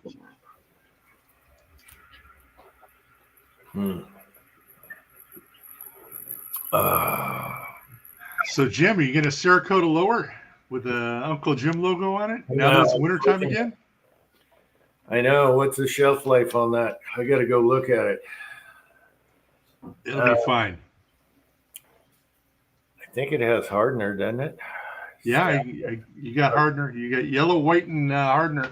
I I'm was Cerakote projectiles. Let's go Cerakote some cast bullets. I was thinking about that a month ago. It's like I got to do a winter AR. Winter is here. Now it's getting cold out, so I got to, warm it up, acetone it, warm it up, hit it. Yeah. So they actually have something called Slick Coat, which is like a ceramic version of Cerakote. Well, it's Cerakote ceramic, but it's meant for making metal really, really like silky, smooth. Yeah, Taco has a guy that he sends his stuff. Yeah, well, that goes. Yeah, he has that. That's black ice coatings. So they do something different. That's a Teflon base coat. This Cerakote actually came out with something you bake onto any metal objects, which you could make it super, super smooth. It's called Slick Coat. So Nice. I bought some of that recently. I'll give it a try, see what it does. Yeah, try it on a bolt that wears really hard, Yeah. Oh, nothing really. I mean, honestly, nitride coating, man. If you get it done correctly, nitride coating just holds up. That or the diamond light coating, DLC. Mm-hmm. So, I know my FMs don't have any sketches on them, and they're all nitride. Everything's nitride. yeah. these like little CZ rifles that I've been building. I bought that, or I designed that tool to screw up the action, right? I didn't say how difficult it is to cut through that coating they have. They have some kind of nitride coating on that cast. It's like crap metal too. It's cast metal. It will not cut through that nitride coating unless you scuff it up with the like a sander or something. Hmm. So, I don't know. Pretty interesting. But yeah, Monday I'm excited. I finally get my CNC here. That's going to be a lot of directions and ciphering, isn't it? Oh, yeah, I'll figure it out. I got to run a phase converter, unfortunately. Mm. So, it's not super loud, but it's one thing I got to buy, which is I ran the wiring. That's what I've been doing all week and a half, running all the electrical wiring in the shop. Mm-hmm. I learned how to bend pipe pretty good. You can see all that. You'd be able to do exhaust manifold or headers pretty soon. Dude, I bought me a pipe bender, watched a couple YouTube videos, and I'm like, hey, I'm actually pretty good at this. Mm-hmm. Yeah. Yeah. Here's my junction box up there with a bunch of, and then everything goes down there.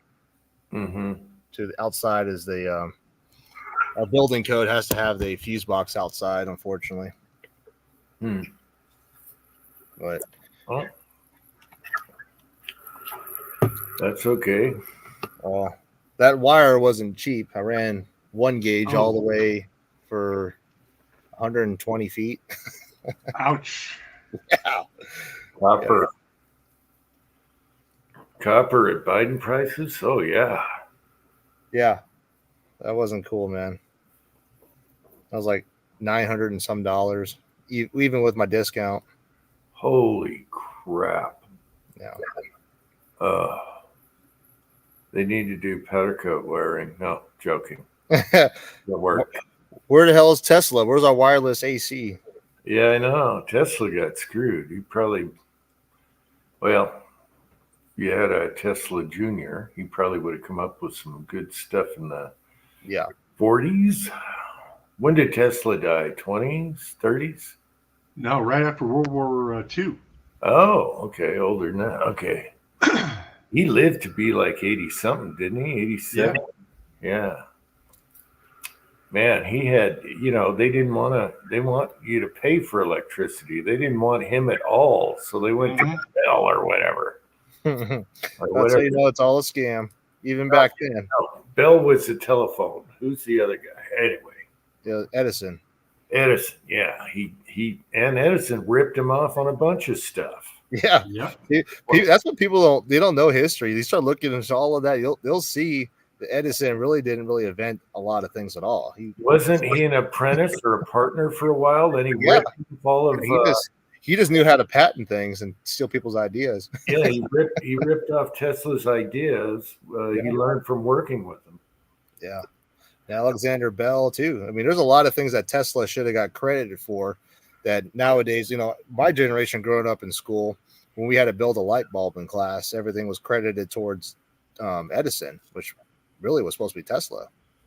Yeah, they just used two different kinds of filament type deals in their bulbs, two different ways of doing it.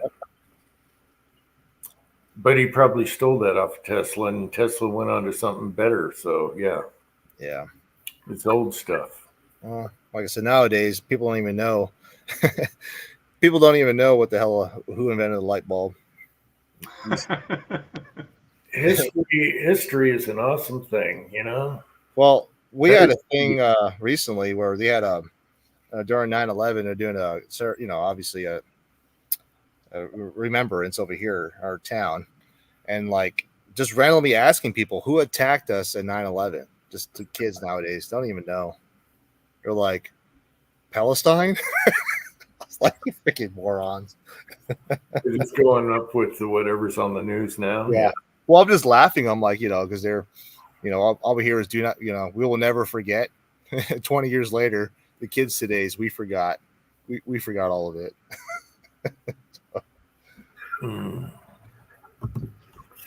Yeah.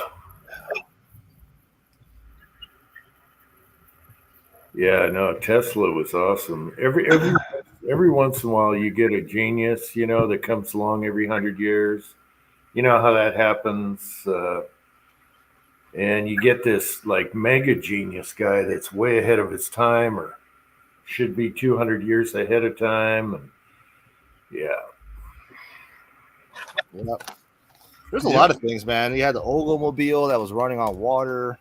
We had back in the day, man. So what's funny? Like you start looking at cars back in the day when we had that oil crisis, right? Those cars are getting like 50 miles a gallon. Now we are today. We're all bragging about getting 40 miles a gallon to 35. Yeah. It's like what the hell? Went backwards here, guys. I don't know. I'd say with everything going on, it's always good to get yourself a military generator and just be prepared for crap like that. Water, essentials. Mm-hmm. Never know, man. Well, luckily we got water. We got a well, and we're the closest to the mountain. So there you go. Yep, I'm in the middle of LA. They're gonna probably burn the place down. We'll get you out there. I'll fly a drone and pick you up. Yeah, that'll work. Anyway, I went and spent $30 on something stupid. I was picking up a charging cable for Sylvia, and oh no!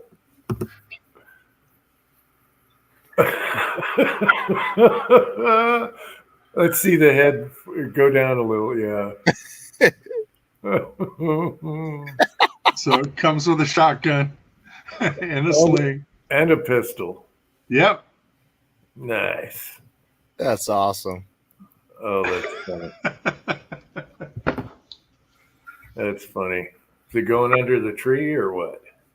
Nah, it's going to go up with a Brett Favre bobblehead up in Vegas where the knickknacks go. But I thought, where am I ever going to see something like this again? It just blew me away. 6-shooter Texans here. Now that we stopped talking about milling and stuff. Oh yeah, now that he's here, the machinist is here. Now he's here. Yeah, that's all right. I don't even know where to start with this thing, man. When I get it, yeah, 6-shooter. He's getting a mill machine tomorrow. On Monday, turn mill, a Doosan 2600 SYB, sub spindle, milling operations, and turning procedures. Y axis, B axis. I'll do everything. Supposedly. All right. That'd be fun. I'd be making like receivers and I don't know. Well, I'm gonna. That's what I'm doing. I'm making bolt actions with it, but I'm gonna try to make my own bullets. It's not a Swiss machine, but it'll do it. Oh, like solid copper? Yeah, it'll do it. I got a collet system. There's air pneumatic collet system, so I could actually do somewhat Swiss operations on it. Wow. That scrap 1 gauge you've got from your wiring install. Yeah. That's what I was thinking of. Yeah. I started making my own 338 bullets for my 8.6 blackout. There's 338 bullets. That's what's making that cartridge expensive. Yeah. He says, cool, Kenny. And again, thank you, 6-shooter Texan. I had to do my movie today, but then I'm back in there using your trays. Yeah. That's another project too. That reloading, the shed's a reloading shop now. I gotta fix that up. Man, I'd love to start fresh with just a clean, finished room. Oh, I'd love that. Well, that's the problem. I gotta go do something before the wife takes it over. She's starting to put her ornaments and crap on the ground. Yeah. See, I would do like a fresh, what do they call it for a painting? A fresh, what's the thing you paint on? Canvas. Yeah. Can't think of nothing. D. They're just metal shavings all over that thing. I gotta It's going to be at least 3 or 4 days of cleaning that place up. James says, "Can I buy your seconds, your factory second bullets?" Oh, that is funny. Yeah, if I could make my own bullets, I'd be happy. Just being able, just to have the ability to make my own copper spun bullets. I'm going to give it a try. And some of those Lehighs that just claw out at low velocities. I know nothing about bullet geometry and balance of a bullet, and I'm going to wing it, see what happens. Copy your favorite bullet, shape wise. I'm just going to get a copper bullet and just copy the dimensions on it and wait. So you would go after copying. It'd be Lapua, and what's the other one? The other one that's really good. Cutting Edge. No, company that mass produce bullets. Yeah, Cutting Edge makes all those copper bullets, and then Lehigh. No, I'm talking regular bullets to copy. Oh, well, Sierra. You talking about? Sierra, Lapua. What's the other one that you like? The other company for your long range stuff. I don't like them. Huh? You talking about Hornady? No. Oh, Burger bullets. Burger. Okay, there you go. I personally don't like shooting tipped bullets at all. They're just, from my finding, they're not accurate at 1,000 yards compared to Burger bullets. Hey, Ghost Rider, good to see you. Yeah, burgers are your favorite, I think. Yep. Burgers, Lapuas are good. Or you call it Lapua. It's Lapua. Lapua. Okay. Yeah. Lapua. Oh yeah. Wow. He was down at the Lapua for facility there. Oh yeah, I got a school there. That was cool, man. Going there. The 22s, yeah. So it's Lapua. So it's actually Namco's the facility. So you know what the funny part about this whole scenario? It's a secured like a military base, right? The Namco facility. They make the shoulder fire rockets there. That's what they do. Wow. For the military, and about 400 yards just due east of that is a residential neighborhood. He's not a guy in the. Yeah, no, I'm not joking. So they got their test range shooting shoulder-mounted fire or rockets. That's what they're building over there. 400 yards away, you got a residential, but I guess they got some kind of deal worked out with the city that you move in there. Part of their Melrose is understanding that you got rockets, ordinances being blown at 400 yards away from you. Just picture a helper in the warehouse, a young kid, and he's playing with a rocket, and there goes the neighborhood. It's that bad. Yeah. What the hell is the M? It's from Namco. It's not the Javelin. It's the shoulder. What the hell? The M something. M72. That's what they're making over there. Because I was just driving by on the golf cart. I'm like, is that a dude with a RPG? And all of a sudden here, I'm like, what in the world? The dude just fired a live RPG. Oh, wow. Yeah. Yeah, Namco is no joke. You look up what they do, man. They're like Lockheed Martin. Yeah, the 22 thing was neat.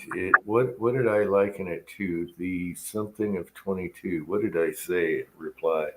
Oh, you said it was the not the chronograph. It's the for the car. Oh no. You test the car's horsepower. Oh yeah. It was the dyno for 22. The dyno machine for 22. Yeah, that's exactly it, man. It's that told you everything.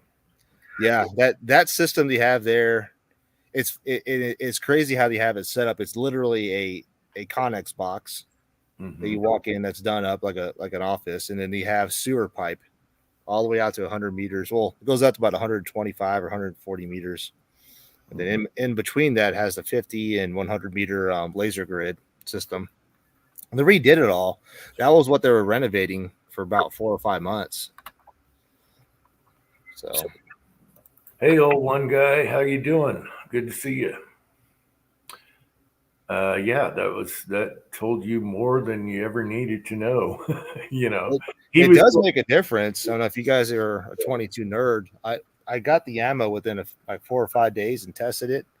Sure as hell, that sucker does make a difference. Lot tested bullets are a big factor of accuracy. Yeah. So I'm glad I'm not that testicle. You know, I'm happy with little dots, and I don't care if they're in one hole as far as 22s go.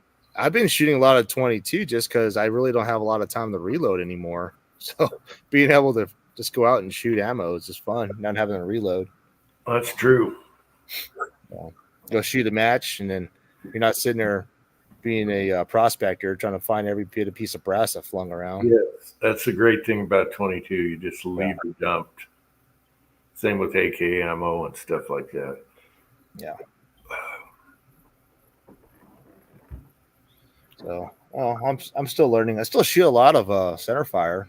You know, built a couple 22 DPC rifles, and I got a 6 GT that I'm building right now. I got ammo that I guess I loaded up prior for a long time. I just grab and go.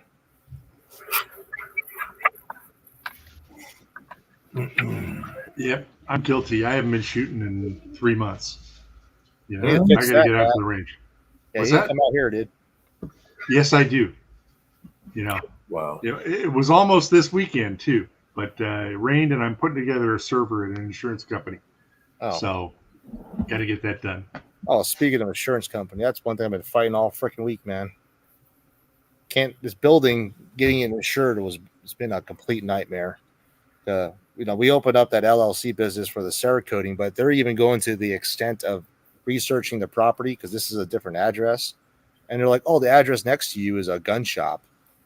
I'm like, "So?" They're like, "We can't insure you." Oh, fucking assholes! They've been nothing but a nightmare. We get discriminated on for insurance. All insurance companies. It was like maybe 1 or 2 out there that are 2A friendly, and then they don't gouge you for prices. wow.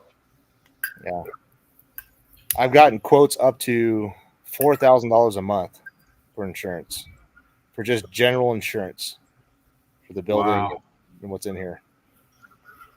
Yeah. My health insurance went way up, and I told my wife, I'm like, "What the hell? I never go to the doctor. What the hell? I haven't seen a doctor in 20 years, and now they're dinging me double." Yeah, It's because you quit drinking. that's what it is. They don't know that. They doubled me for no reason. Speaking of which, still on the wagon, Jim? Yeah, 41 days now. All right, let me grab a beer to celebrate. Be right back. That's all right. It doesn't bother me at all. I watch a lot of drunken golfing videos. Those are fun. Well, there's 4 guys I really like. They're hilarious. Yeah. And one was a drinking contest. They got to have a drink every hole, and they're competing.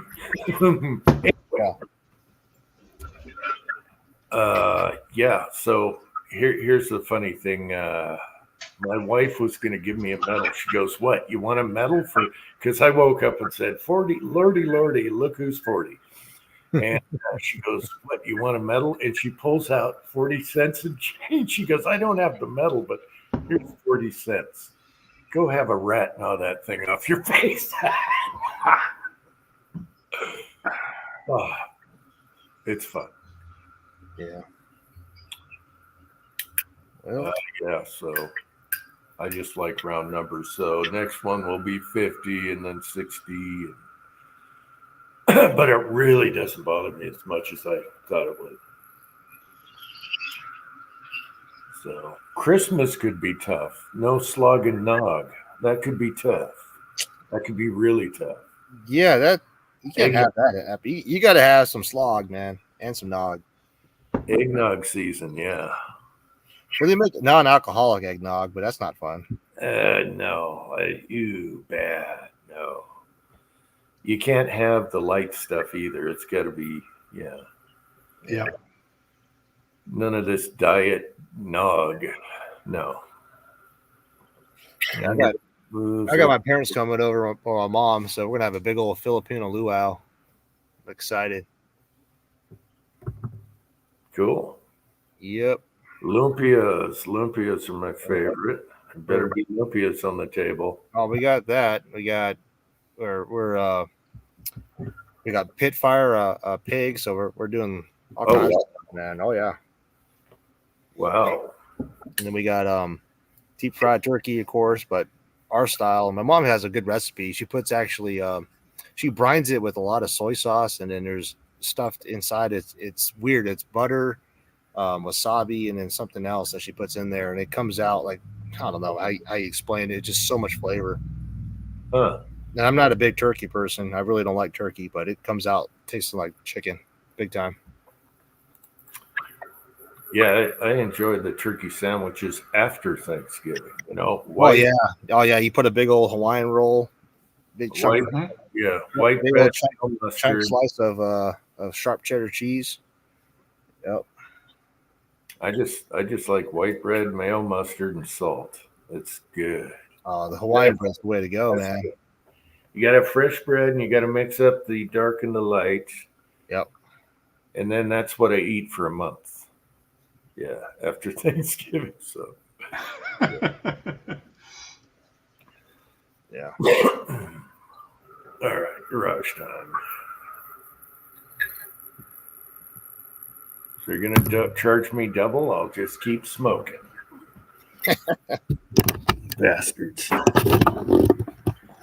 Isn't it pricey for cigs over there in Utah now, or? I roll my own. Oh, now you do. Now you roll your own. Okay. Yeah, I got a machine, like a reloading machine. Oh. Yep. You using old American Spirit now, or what? No, I just I get these large bags of tobacco at the tobacco place. Okay. Yeah, it's way cheaper. Oh yeah. And these things are, a whole case of these pre-filtered things, dirt cheap online. So I get a case of those. Yep. It's fast. It's like a single stage. Boom, boom, boom.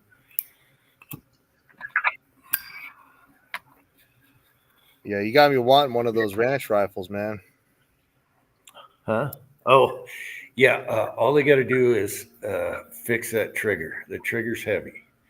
And that's because it's back here and the hammer's up here, but it's a regular GI hammer on there. I'm noticing you're not shooting it suppressed. Is you not shooting suppressed, or? No, did you see where the brass flew? Right at my feet. Oh, it does?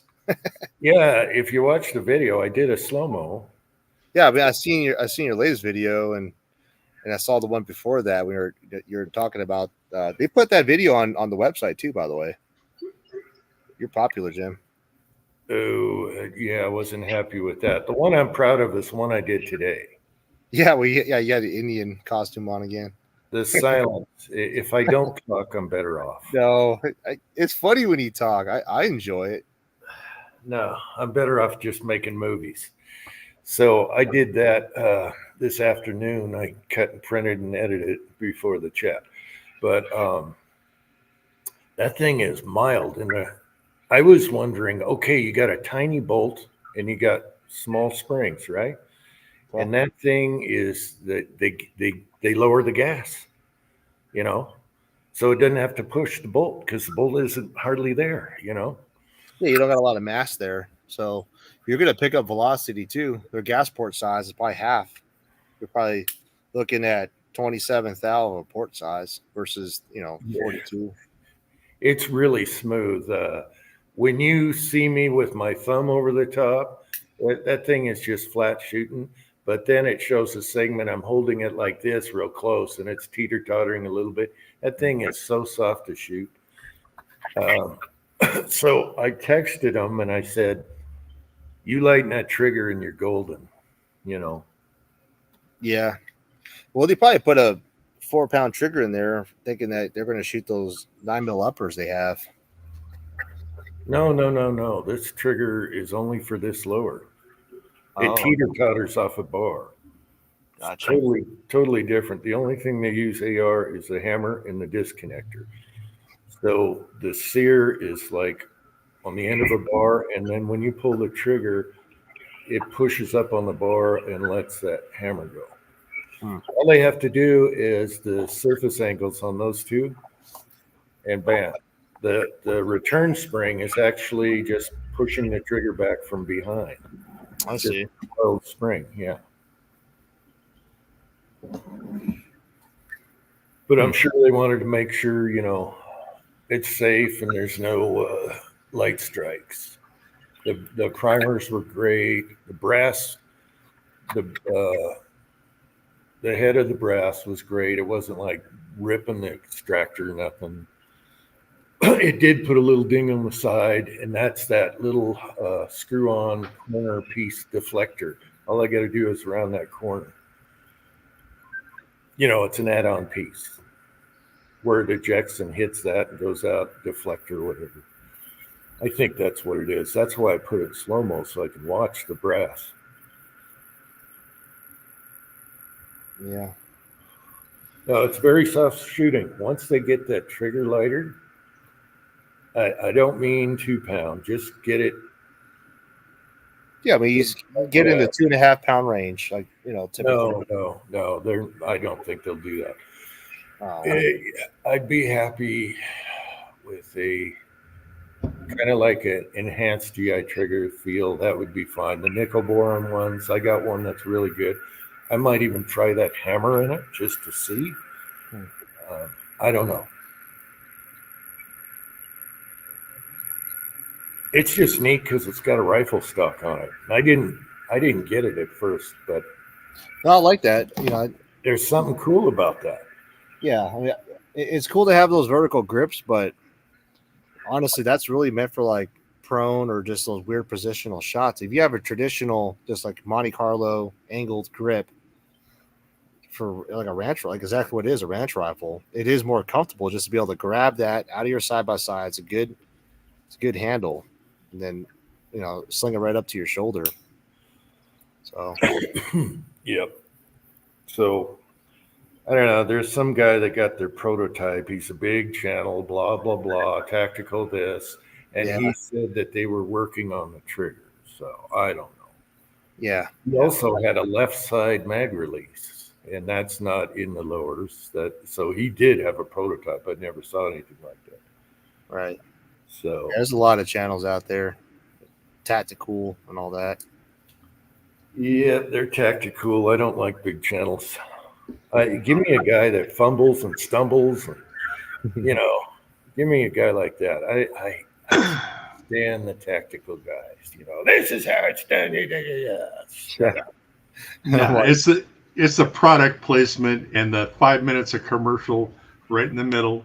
I'm getting tired now of guys that are putting their own infomercials inside the videos, like advertising a product, like a Manscaped or something. I'm like, what is this about now?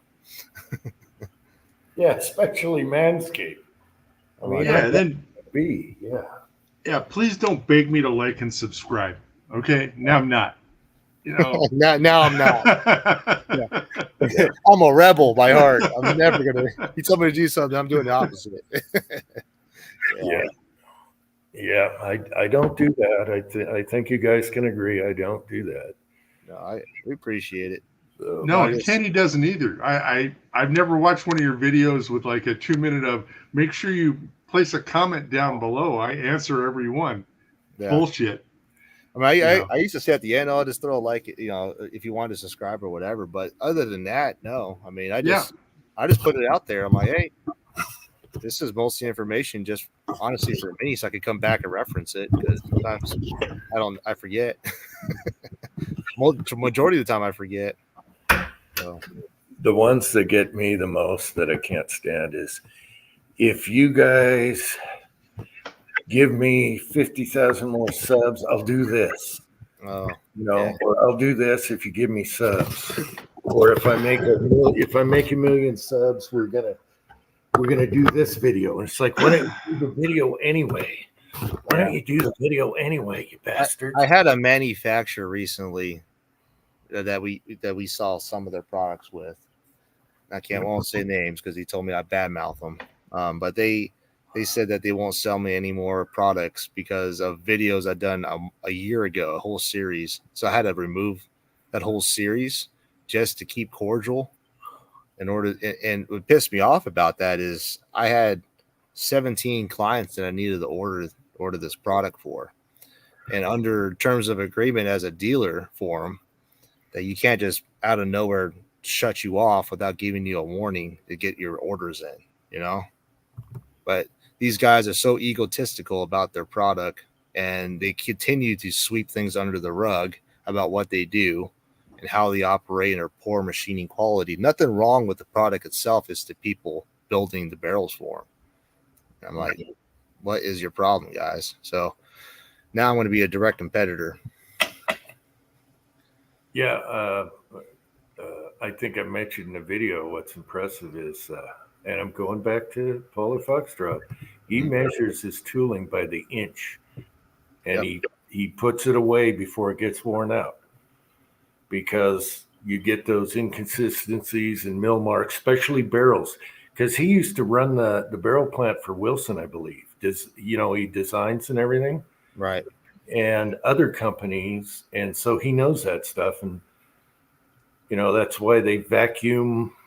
What do you call it? Vacuum the things, vacuum tested, whatever they are. Anyway, MPI tested. You talking about for the particle testing for cracks? No, the vacuum. What is it? It's the final. Oh, okay. Oh well. It's like a hardening. It's like a. I'm brain dead right now. I got you. Okay. Yeah, I'd have a hard time after I finish this beer saying vacuum vapor deposition 2. Yeah. A 5-shot mag dump. That's what we're all rooting for right now, Jim. Yeah. I know. I knew James was going to clobber me for shooting more than 5, and I cut that video short. The shooting wise, because my scope, I got to bring the left end down a little bit, a couple of clicks. We're going to 3D print some 5-round mags for you. Yeah, I was just thinking that Dylan doesn't even get the lower plate loaded until 4. He takes them off on the 4th. Yeah. Yeah.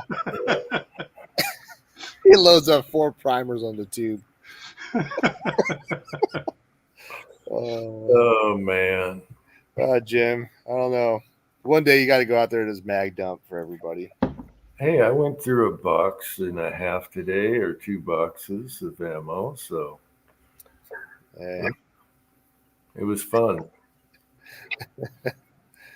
Yeah. No, that was fun. It's different. I don't have nothing like that, so it was different. The trigger's different though. It pivots, and so you want to be up here and turn it. Yeah, it's weird. It's cool. It looks good in my truck. It does look really good in the Ford. Yeah. Yeah, the original owner, that was his hunting truck. So that's who I bought it from. And when I opened the back seat, when I bought the truck and I was cleaning out, awesome. I was like, this is awesome. It's already got rifle. I should have put a lever on top when I did that video, Yeah. And then went like this and went for the semi. Oh, well. Yeah. I always second think videos afterwards and like, why didn't you do that? Anyway. I say the same thing. I'm like, man, when we start editing the video, you're like, really? I said that. Oh, Broke Loader's ripping me. Broke Loader, you got to come back on here sometime. Come on. Odometer on my counter. Yeah. It reads 5 or whatever. Yeah. No. He's got a single digit odometer. I have an idea for a video right now because of Broke Loader. I'm going to load with the counter, and when it hits 5, it goes beep. just like Dylan. I'm gonna hit the Dylan primer. Okay, that's in a future bit. Maybe when I load up some shitter Texan bullets, it's gonna beep. Yes. Oh, that's hilarious. Thanks, Broke Loader. Boom. That is pretty funny. Yeah, it's gonna be a warning. You went over 5 rounds. I don't know. Jim shot more golf balls than he'd ever shot a pistol round. You actually golf more about, or was it chipped more golf balls than you ever shooting? Well, when we shoot my son's toys, he's always bump firing, so we go through 100 like bam. Oh yeah, yeah.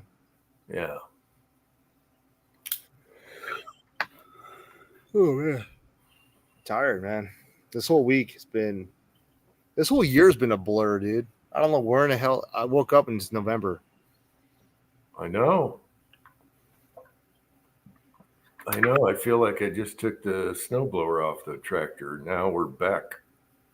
Yeah, seriously, that's what it feels like. Yeah. Yeah. This whole year, I can't believe how fast it's gone. We're getting snow tonight, but it's not sticking around. Okay. Yeah, it rained over here for 2 days. I figured it was heading your way. Yeah. Yeah, I got it here too. It hit me first, Kenny. Oh yeah, then we got it. Yep. Yeah. So we'll get that, and then 3 good days, and then I see snowflakes again, but none of it's going to stick yet. Yeah. And it should be sticking around now. Thanksgiving is when I start plowing, so we'll see if we have a dry summer or not. Yeah. I've been dealing with the coyotes right now. They've been festering.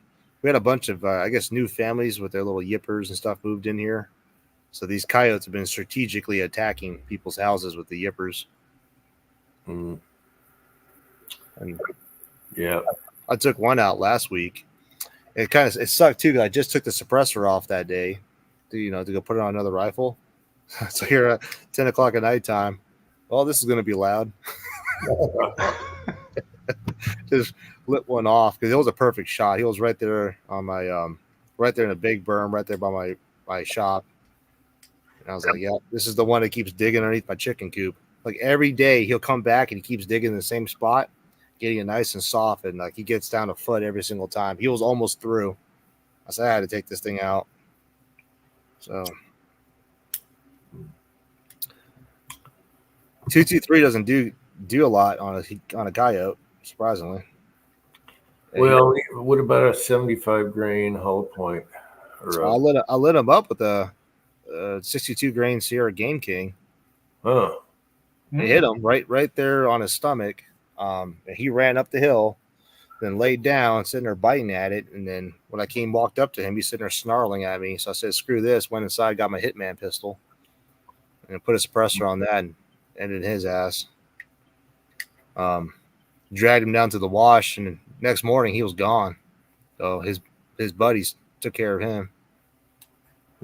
So we got a weird breed of coyotes. I don't know. They breeded with something in Mexico.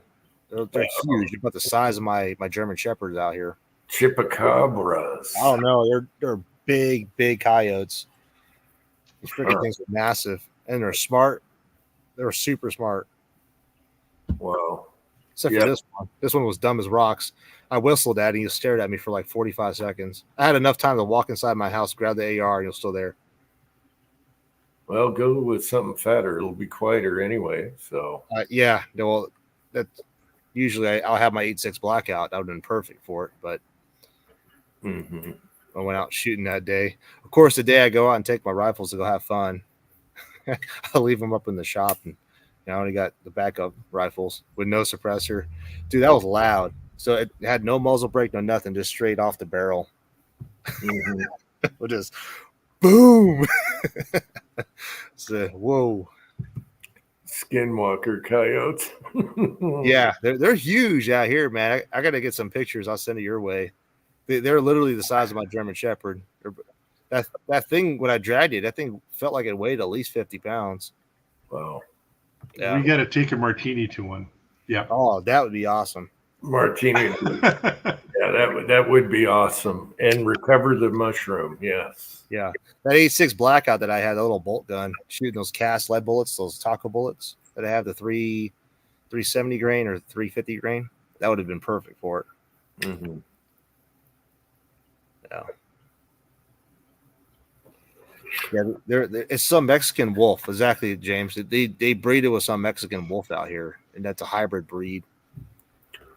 Well, they're crossing the border too, I guess. Mm-hmm. Yep. Oh yeah. Mm. Yeah. See, you need that wall. I know. You should put the damn wall. Yeah. Build it over here too. Okay, I'll be right back. Put the microphone on. Oh. Every night, man, I have one walk in my yard. Kind of annoying. I got my shepherd girl wakes up and she wakes us all up. Just clawing at the door. Well, that's not so bad. I used to shoot rats when I was a kid at home. We had avocado trees and tree rats. Oh, so yeah. You got coyotes. That's cool. You can just get the lawn chair out, get a nice chest, get some headphones. Yep. Yeah, I still got that 86 blackout. It's in a I got it on a Origin action now, not on a TC Compass. So that's my little SBR that I have now. My assassin rifle. It's freaking accurate, man. I'd say 400 yards and in. It's quiet as hell. Super accurate. Hits hard. What is it? 86 blackout. You got to try that round. Jim, honestly, I think you'd really love that round. Yeah, I wouldn't love buying the bullets because you got cast for them. Yeah, but the problem is the twist. No, I have the reamer. I could build you one in a 1 in 10 or 1 in 12 twist. And that's what you've been doing, so you don't shred the lead? Yep. Oh, okay. No, I don't need that right now. I just yeah. I built one in a 1 in 14 twist. That's what I'm using right now. It's freaking accurate for cast lead. It shoots, I'd say, at 50 yards. I'm holding about 1 inch, just around 1 inch with the cast lead. 0.7 ish. 100 yards, it's about just over 1.25 inches. So for a cast, for a bolt gun shooting a 350 grain cast lead, I think that's pretty freaking good. And it's just accurate. It's accurate all the way up to 400 yards. I could put a watermelon out there. It takes about 2 seconds until it hits it, but when it hits it, it's freaking nuts. Yeah, why aren't you using 300 blackout on the Yotes? Something fast and explosive. I do. I don't have any cases I convert. I need to convert some more cases. Oh. Yeah. Hello, chessboard. How's it going? Chessboard is here. Did I miss anyone else? Yeah, I got a little upper right here. Be perfect for it. Yeah, but I love blackout because it doesn't care about barrel length. Yeah. Shoot a 7.5 inch 5.56 and talk. Well, what I wanted to do was get that 277 Wolverine up and running again, but 300 blackout, like they're saying, is just an easy little round. Yeah. I need to get it. I've been looking at the a thermal for a while. I've been waiting for Holosun to start releasing their thermal red dot. I think you can order it now, but it's pretty pricey. They're like $1,600. Somebody, I just got an email. I don't know if it's PSA. Somebody had a cheap night vision. I mean, I was like, wow, how can it be that cheap? Who was that? It's probably Holosun. They came out with the thermal red dot. No, it wasn't. It wasn't that. This is like, what is it? ATNN or whoever does the night vision. Oh yeah. There's ATN. There's a lot of like CCTV style night vision or the digital night visions. You're the ones you're like. Honestly, I would go thermal before night vision. You're gonna want both, but a thermal you could use it during the day and everything. Yeah. Oh, who was that? I bet it was. Yeah, because you can still hide. You can still hide in night vision if you're camouflaged during the day. Even with night vision, you're going to be camouflaged in night vision too. Can't hide. Okay, now I know why it was inexpensive. Sightmark Wrath, 4K. Yeah, that's all right. 16 by 32 night vision scope with the battery pack. $499. Okay, that's what I saw.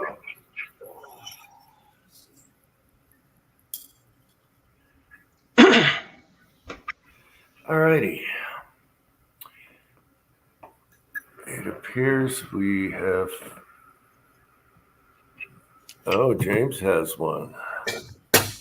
Yeah, I think it'd be great to see out at night if I had to, but I don't know. I'd probably put on those monocular things. I don't know. Get an army surplus, something. I'll stop in to go swimming when it warms up. Oh, man. Chessboard's giving me crap for having water in the back of my truck. Come on now. You should see it when it snows. Okay. I use that for weight.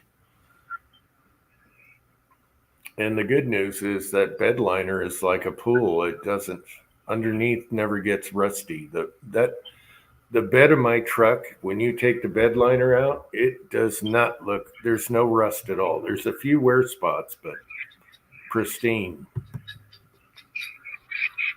And I've thrown logs in that thing. I mean, hucking logs in there.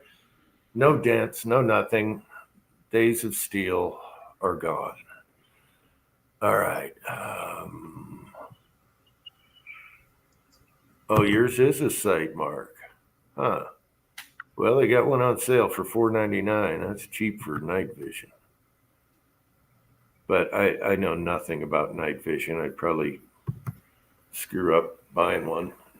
I like the red dot idea, and I like Holosun. Holosun is the stuff. So that might be the way to go. So, Pat. Yes, sir. Is everything doing better at the homestead? Well, Well, it's better. At least I might get some tonight. So, so it's better. But yeah, I got this other job I'm working on now. Going to be lots of money when it's done. So I'm working now, making lots of money. Haven't seen a check yet. Oh, it'll be fine. So, I mean, it's not a car dealer. It's an insurance company. They're used to paying people. So it'll be fine. Yeah, they're used to charging people too. Yeah. I was there yesterday, and they were having a motivational meeting with the sales team, and it's like it was like right out of the 70s or 80s, you know, potluck lunch and rah rah rah and all that crap. And I'm thinking, hey, nobody's working.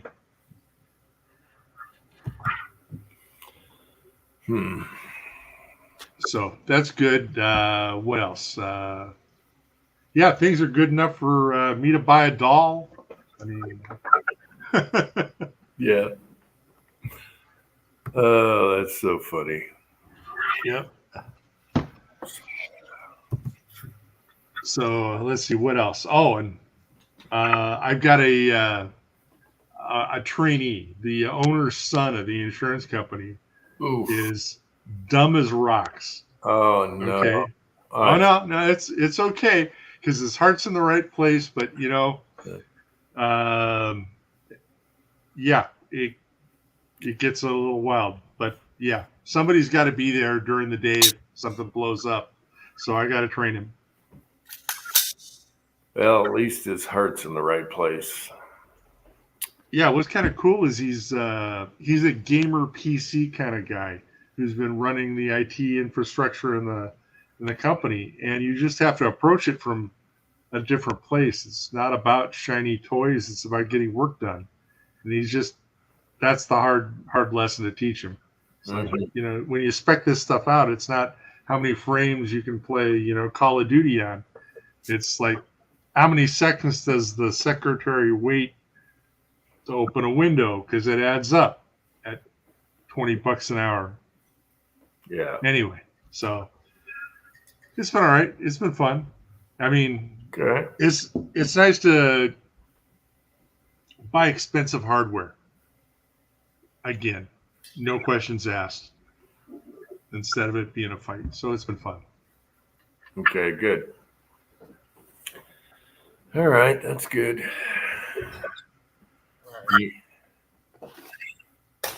Got my 8.6 blackout ready. Or sorry, 300 blackout ready. Thanks, Jim. Motivated me.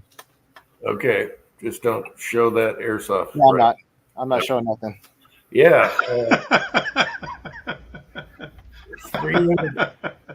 300 blackout with a good bullet on the end. That should take care of a yoke pretty good. I got to sight it in right now if I can. Mm. I'm going to go back to reloading on Uncle Jim live chat. I'll reload some 300 blackout. Yay. Yeah, load 5. It's an Uncle Jim chat. Yep. I'm going to do the warning buzzer. That's hilarious. That's hilarious.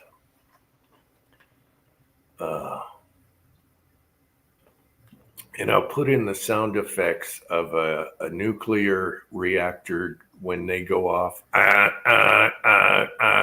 Yeah, we're doing that video. All right. I'll probably forget 5 minutes from now and forget all about it and never do it. I never did the Cool Hand Luke one. Oh, well. Yeah, you got to get the wife to come in and whack you with a ruler when you hit number 6.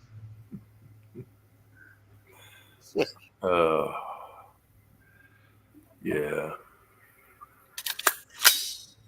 Yeah, that should do it. Yeah. So you won't blow your ears off, even if you got hot stuff. Surprisingly, when I lit that one off, I don't know if it was adrenaline or what, but it didn't phase me. And I was right in between cars, too. Wow. I don't know if it was, like, I don't know. I mean, I've shot ARs before, obviously, without ears. I've forgot earplugs a few times because especially when you're used to shooting suppressed, right. You forget to put in your ears, and you take the first shot, and you're like, I think I had a couple videos like earplugs. Yeah. I'm going through these little button batteries too, like candy. That's another thing. Really? Yeah. What do you have? What are you using? Red dot? So, yeah, but just my scopes in general. Like when I shoot them, when I shoot at nighttime to go test people's rifles that I build, I use a aluminum reticle. Yeah, I can see where that eats up a lot more than the red dot. Yeah, so it's always sometimes I leave it on by accident, but majority of the time it's just me using it like legitly. Surprisingly, those aluminum reticles, they don't last a long time. As far as the battery or lasting in general? Just lasting in battery life. Like unless you get like a good name brand, like Energizer or something, it lasts a little longer. Well, they need to incorporate the Shake Awake into those also. Right. Just like every cheap red dot has Shake Awake now, so. Oh, you tell me this freaking red dot does not work? I got an LPVO and I can't even use a red dot. Kidding me.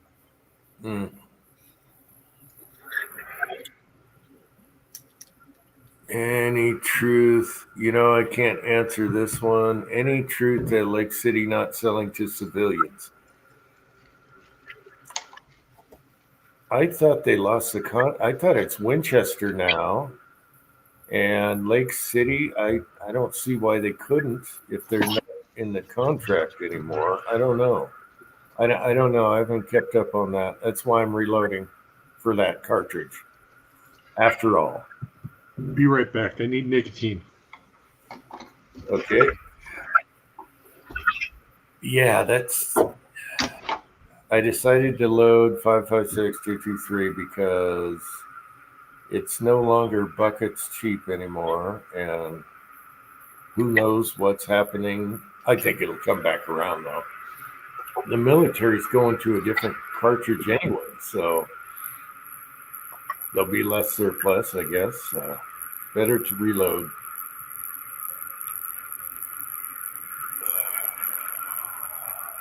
Let's see here.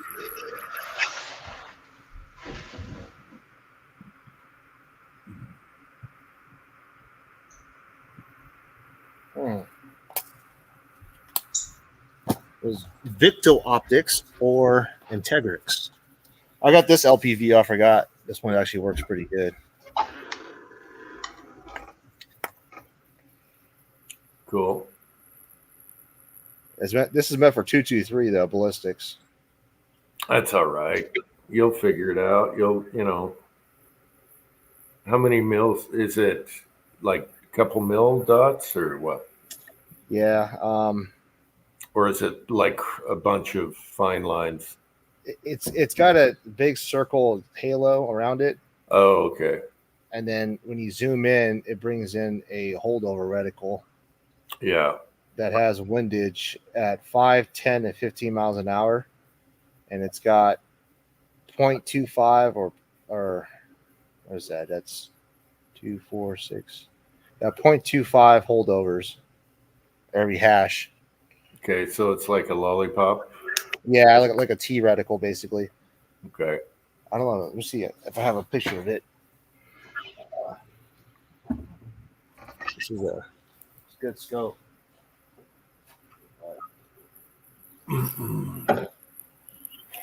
Oh, Pat, I had Yes, sir.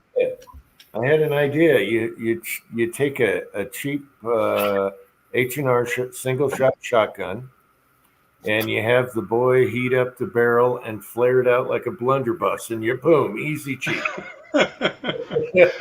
Well, the first time I saw that Safe Queen H&R of yours, I thought I got to send Uncle Jim a box of brass 12 gauge shells. No. So that you could load up 110 grains of black powder and some lug nuts. No, not doing it. No. You save those brass. No. Tin Man is here. No, I don't want to do the lug nuts and the Safe Queen H. It's not a Safe Queen. Yeah, it is. One little scratch. No, it's got scratches on the barrel. It's got scratches on the barrel, and there's a couple on the stock forearm. Yeah.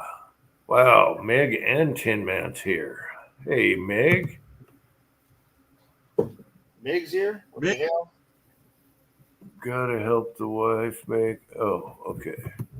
Yeah, Tin Man's gotta help the wife make the bed. And then Meg says, sorry to hear about that, Tin Man. I was thinking about Meg the other day. What was it about? Oh, I was thinking about him 5 minutes ago. Remember, 1 is the loneliest number? Yeah. Yeah, the 1. And then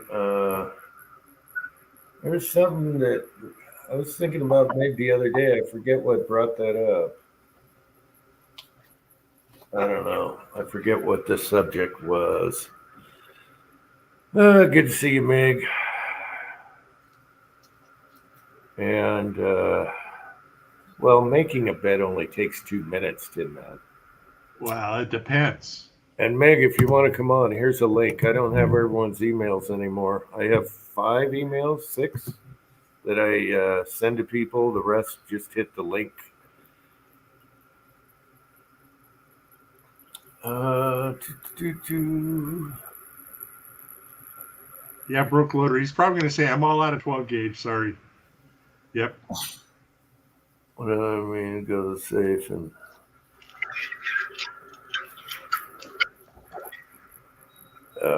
come on now.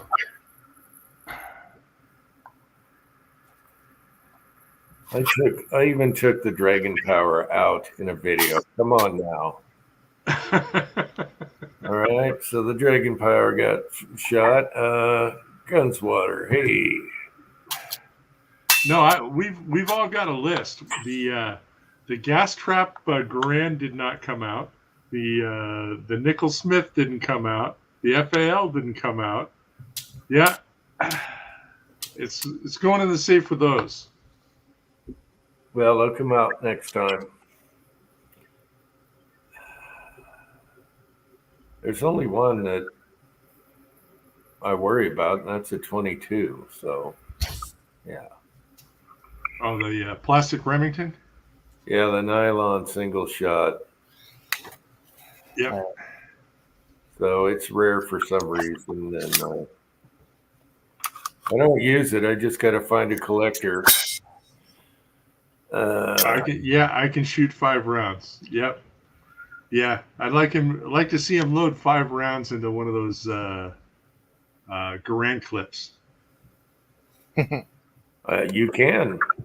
Yep. I should get some 5-round clips just to piss you off. Here, hold on. And a lot of people don't know this, but you could top it off, and all I do is top it off to 5.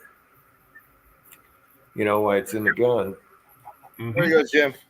I'll send you one of these. It's a 10-rounder with a California block on it.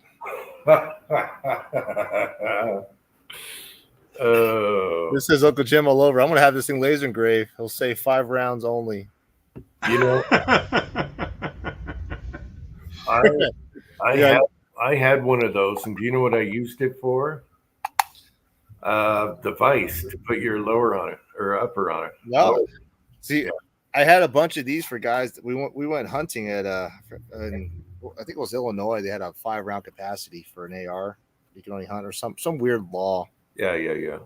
So, well, yeah, I got like 10. I got at least 10 of these things laying around. 4 of them have that California block in it, so it makes it the 5 rounds only.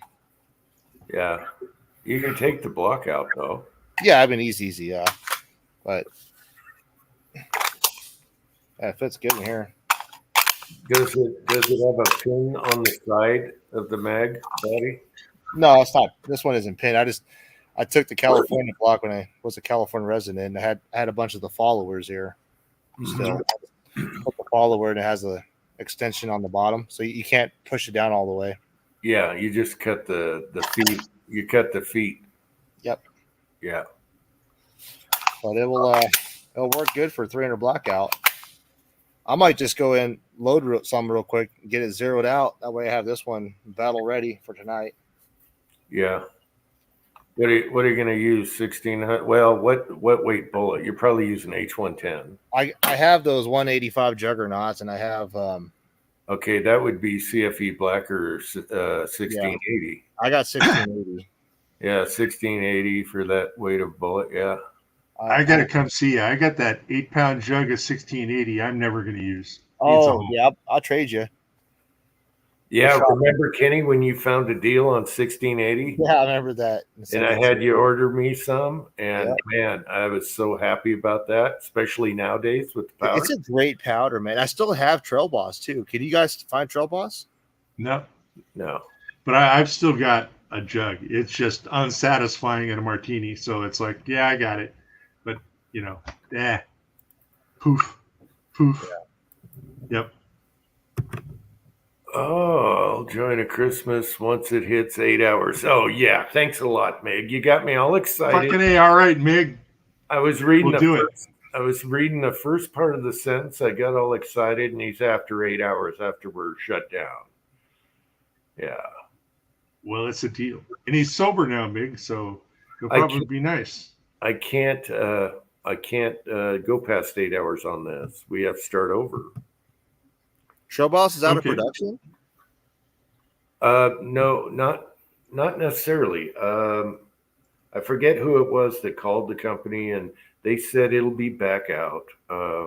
It's been 2 years, dude. I haven't seen that Trail Boss anywhere. Yeah, no, they said that they will make whoever told me, I think it was on a live chat, that they're going to reproduce it again, but it's going to take a year. And that was probably 6 months ago, but you can always figure another year.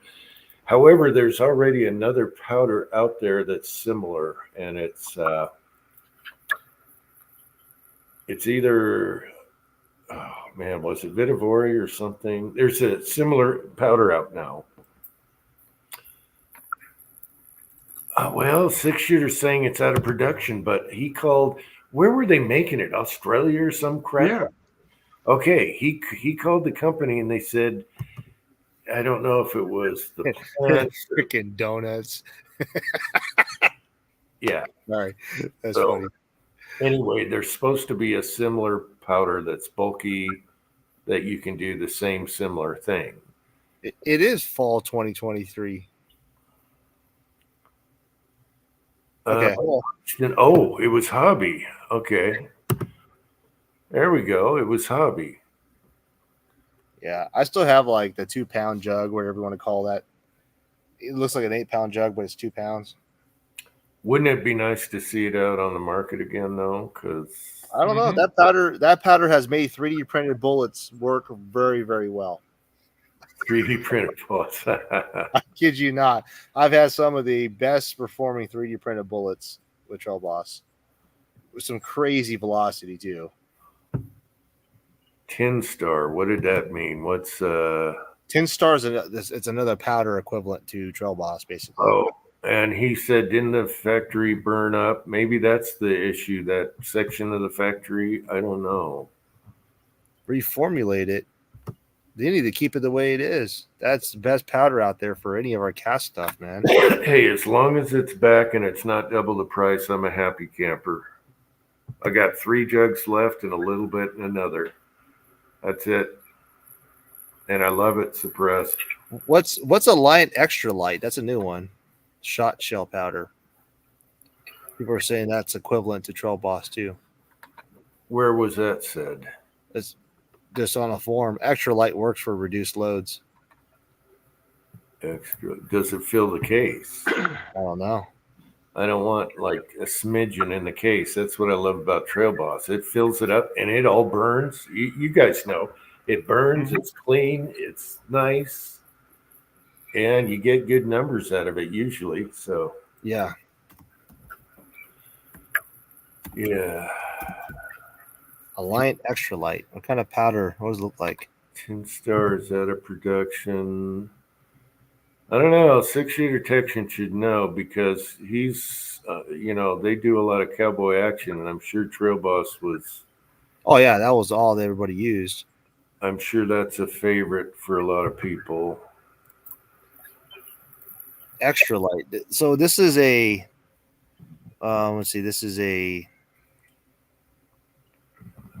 high case fill. That's what it says. So I'm going to assume extremely clean burning and consistent across temperatures. Okay, so look for what now? 10 star? No.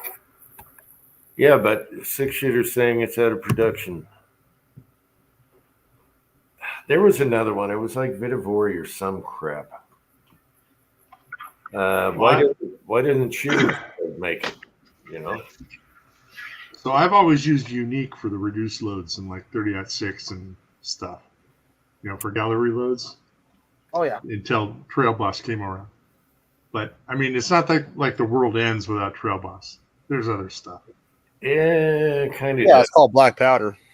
It kind of does. When I do a 44 with Unique, you get to a point where you don't have much fill.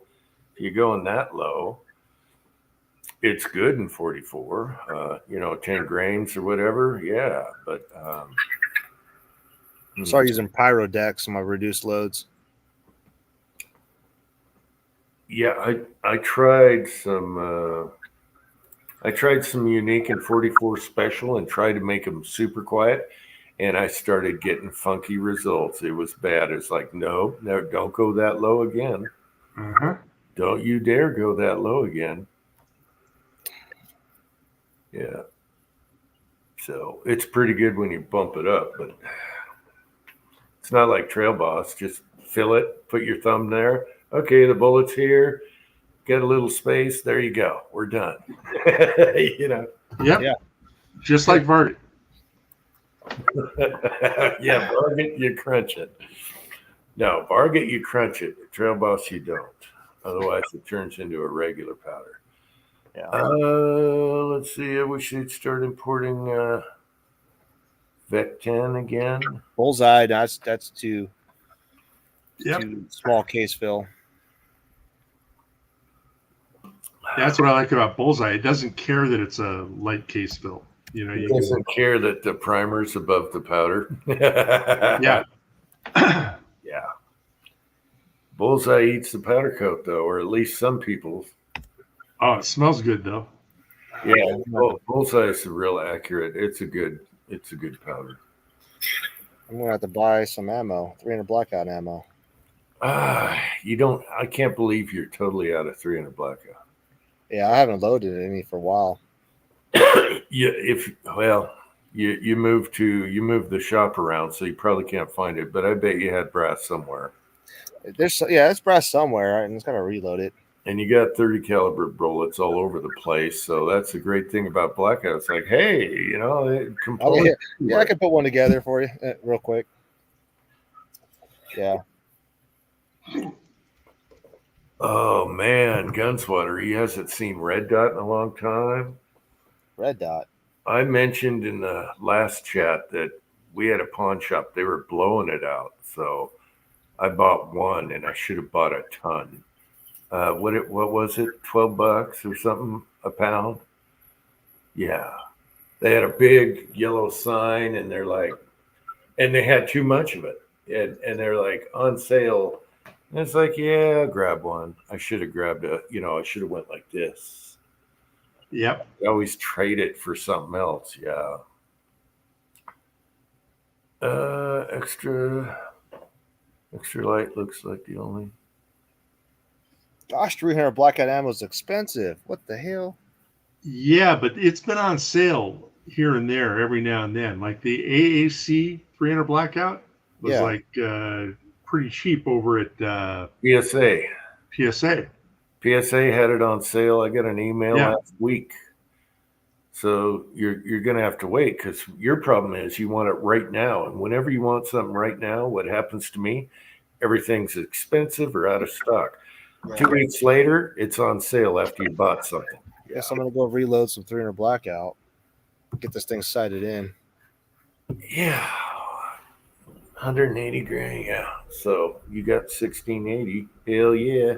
That's my favorite. What's a good load? Like 15.8 grains or 11.8 grains with a 180 or 160. Let's say a 168 grain. I got a bunch of 168. Well, I was doing 230 grains with 11, 10.5, 11, and even 11.5, I think. So let's see, for a 168 grain ELD, I got a crap ton of those bullets. 168, you're probably 168 grain. I don't want to be quoted on this right now. I know. I'm going to look it up the load data right now. But I know 10.5 with my big Black Betties. They're 10.5, man. 11. Tack driver. Slogging a huge bullet. Those probably tumble in a coyote. Yeah. Where's the load data? Come on, Horty. I'm over on Hodgson right now. That's what I'm looking at right now. I think it was like 14 grains.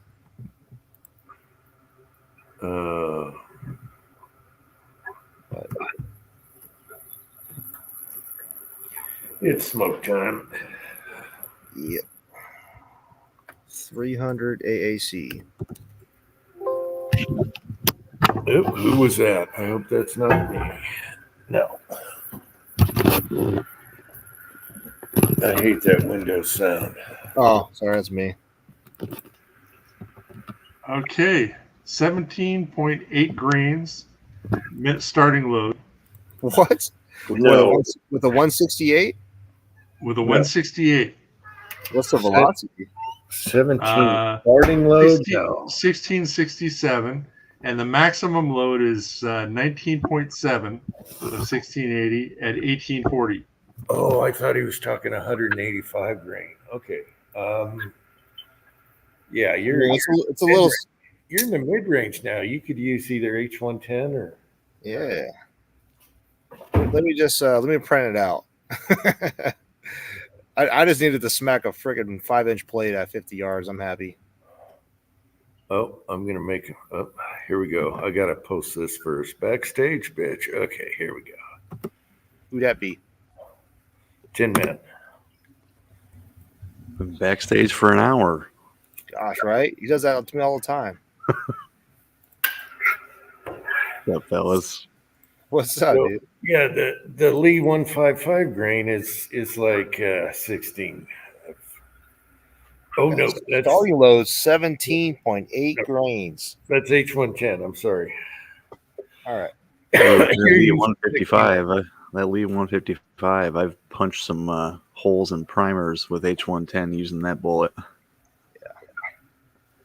Why? It got pretty crazy because I winged it and didn't look at any load data. I think it was like 18 grains of H110, and I seeded into the crimp groove. Yeah, no, you're more like 16, 15 and a half, 16 is a good load for it, I believe. What's funny though is when I was piercing primers with my firing pin, it shot a really good group. Yeah. H110 is one of those you don't want to max out with. That's for sure. CFE black. Hey, Tim, man, I think we need to get Uncle Jim on a strike. I got a happy switch slower right here. We could throw him. Hell yeah. Uncle Jim get the channel strike for Christmas. I tell you one thing, I'm not starting over. I'm done. I disappear. I disappear like in the desert in Vegas. Forget about it. Be over here. Yeah, that was an awful long time. Was she tucking the corner in for 5 or 10 minutes there, Tin Man? No, our bed is pushed up against the wall to make room for a child's crib, and it's pretty hard to do. Oh, so she's like, you got a skinny ass, you get in here. I suppose. You suppose. Then we were messing with the cat. Walter was attacking us.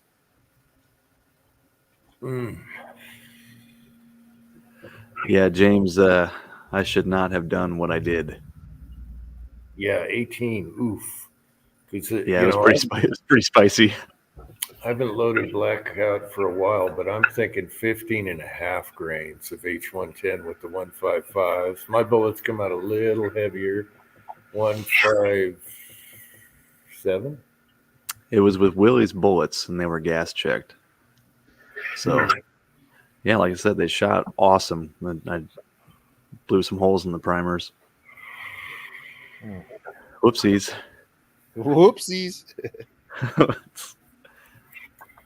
I think I made a video on it. Yeah, I did. I did make a video on it because you can see when the bolt moved back, a bunch of gas came out of my ejection port on my AR. Did you say, son of a bitch? Son of a bitch. No, I just said, oh, that was weird. Well, let me join back in, Jim. Let me get like 10 rounds loaded. Get this thing sighted in. Okay, gotcha. Just put me backstage when you get a chance. All right. That way, anybody. Hey, real quick, Kenny, yeah. Before you go, real quick, neck turning brass, is it worth it or no? Depends on the chamber. So, what I would do, a Remington 700 with a mile-long throat. Okay.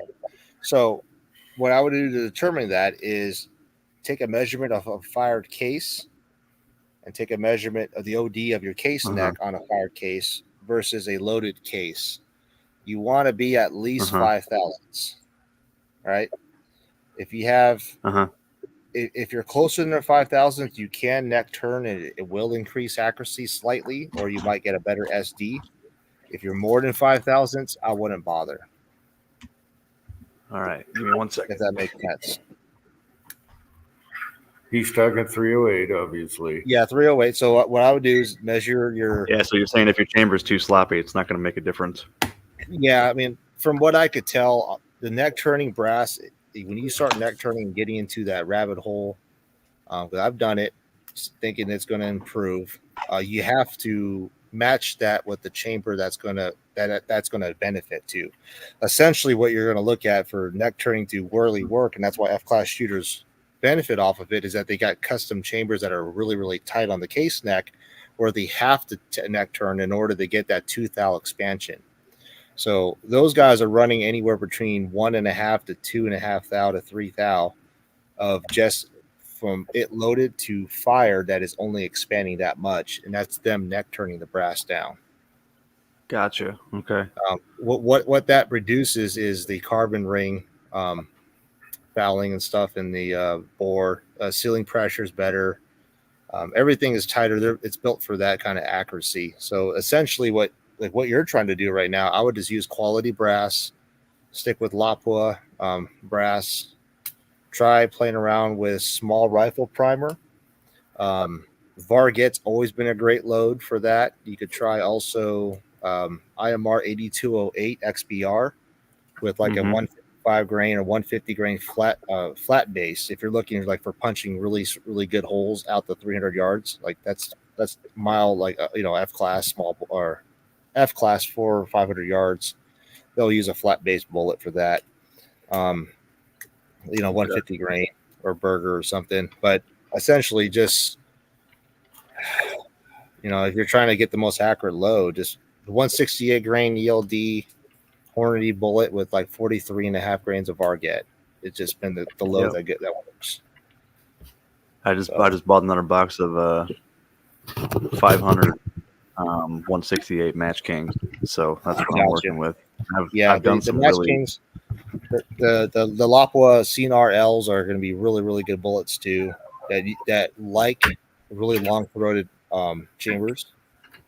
Yeah. So you can play around with those. The CNR L specifically, or they like jumping a lot. So if you have a long chamber, then you could play around with that bullet. But, okay. You could try neck turning. I mean, I could be totally wrong. Every rifle kind of acts differently, but from my experience, neck turning brass, unless you match it with a tight bench rest chamber, there really isn't a benefit to it. Right. Yeah, I'm just pulling a measurement. The difference between a fire case and a loaded round is 7 thousandths. So there you go. Yeah. So at that point, you're going to be expanding the case that much more, another 2 thou. That could reduce case life as well. But you have, obviously the chamber has to seal in order for it to ultimately case burn. I forgot what the hell it's called. Initial burn. There's a terminology for it. I'm brain farting bad today. What you're going to start seeing if you neck turn and you have an excessively large neck chamber in your neck, you're going to see all that soot and the carbon ring kind of go back towards your shoulder of your cartridge. Okay. Yeah. So to see if it seals up pretty good right now. I mean, the carbon and the gas is all. You see a carbon ring right at the bottom of that case neck, and that's it, or right about the middle of it. If you look at your fire cases, you shouldn't see any carbon ring on your shoulder. Nope. Yeah. It stops right at the shoulder junction. Right. So your cases are sealing how they should, and optimally you should just work on your load development with that bullet charge. Varget lately, just so you're aware. Yeah, I think I've done a little bit. Changes. Okay. Well, So I got 3 pounds of it that I bought all at the same time. So I got that, and 4064 is giving me 4064 has been really good too. Yeah, 4064 is really good. But Varget specifically, lot to lot, try to get the same lot numbers when you do load development. I've seen a lot of variation with Varget because they're pumping out that powder quite heavily right now. Yeah. So keep up with the demand. So there's a lot of variance with the Varget right now. Yeah, hell, I've seen that from the video I did like 5 years ago. Yeah, different lot numbers. Holy crap, it was huge difference. That's why I was laughing. All these 6BR shooters for PRS, they go load. They're like, I just loaded 600 or 400 rounds for this match, and I'm popping primers at the Gap grind I went to. I'm like, what are you using, Varget? They're like, yeah. See, that's the thing about the 6BR. It's an excellent cartridge, but people are pushing it right to the max, like right where 28, 40 feet a second. They get that velocity, and what's happening is guys are going lot to lot that is different to Varget, and they're getting a high pressure spike with a different lot of Varget, and it's popping primers. Yeah. So I said, this is why I told guys, I love the Varget 6BR cartridge. It likes to be crunchy, but not that crunchy. Oof. Yeah. 6BR is a coherently accurate cartridge, but personally, I would go Dasher. No. But I don't know. All right, man. I just wanted to pick your brain on that before I go pissing in the wind, neck turning 400 pieces of brass by hand. Yeah, no, I would just say just spend your money and your time just buying really good Lapo brass. When you do your load development and you see a weird flyer or you see something weird on your chronograph, mark the bottom of that case of that cartridge. Reload it again when your next batch of 5 when you're doing load development again. If you see that same piece of brass give you a flyer, you're going to know something internally or something's wrong with that piece of brass. Discard that piece. So that's what I do when I sort my brass out. But it's a good idea. Good way to call them. Yeah, you call them out like that way. But typically with high-end brass like that, you're only going to have a batch of 100, maybe 2 to 3. So cool.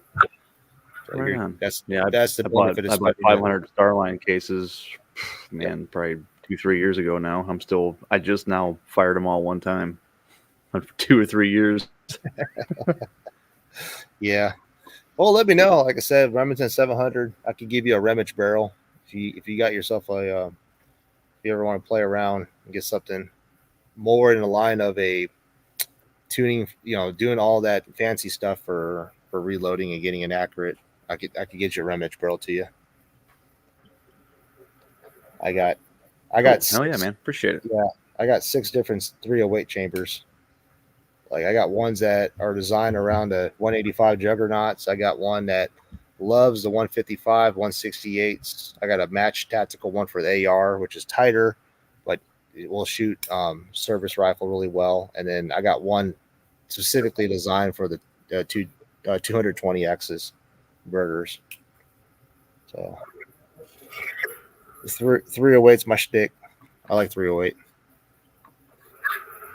Yeah, I knew you were a 308 guy. Figured I'd ask you about that.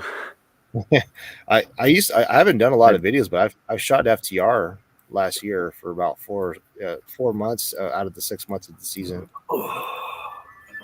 Nice. Yeah, I wish this one had a faster twist rate. My barrel's only 1 in 12, so 168 or 175 is probably the max.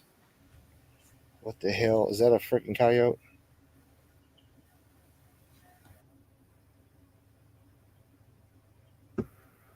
Sorry. You got a camera that alerts you? Yeah, my shop camera. Hey, sitting right there. See it? Yeah. Yeah. Go get dinner. Oh, I got a. That's pistol range for you. That's pistol range. Yeah.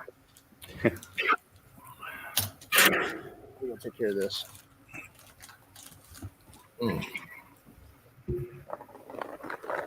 I don't even know what I got here.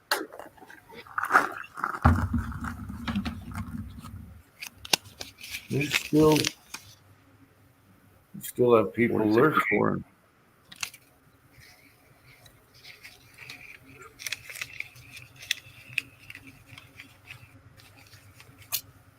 I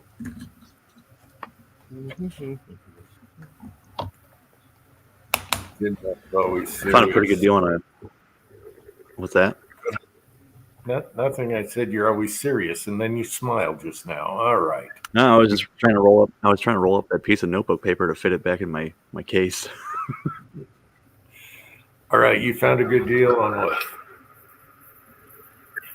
So I don't know if you guys have Tyson's near you. It's like a home farm and auto store. They're selling a 42 gun safe that has 12 handgun pockets on the door for like $365. Really? That's cheap. Who That's makes cheap. it? Yeah. Well, it's made by Fortress, which I'm pretty sure they're made in China. Okay. So my thing about Chinese safes is the FBI can't call China to get the code. Mm-hmm. So I'm okay with that. Well, as long as it's not a thumb reader, because that one was the Chinese safe that the kid got into. Just Yeah. put his thumb on there. Yeah. Is it is digital or Yeah, it's digital. cool? I need another. I need another one. Maybe for the walk-in closet because I can't stuff them in the ones we have already. So my son's is full. Mine are full. Yep. Yeah. They say 30 long guns and 12 handguns. So realistically, 15 long guns and 12 handguns. So that'd be enough for me. Did they have a smaller one? You're talking about something 3 foot wide, 4 foot, 3 foot. I'll give you the dimensions. It is 21.5 inches wide, 53 inches high, and 16 inches deep. Okay. So, yeah, you're not gonna be able to see that, but there she is right there. okay. Yeah, the handgun pockets are on the door is what I'm after. That's what I have the most of is handguns, and the fact there's 12 of them is pretty awesome. Yeah, it saves a lot of. Yeah. Mm-hmm.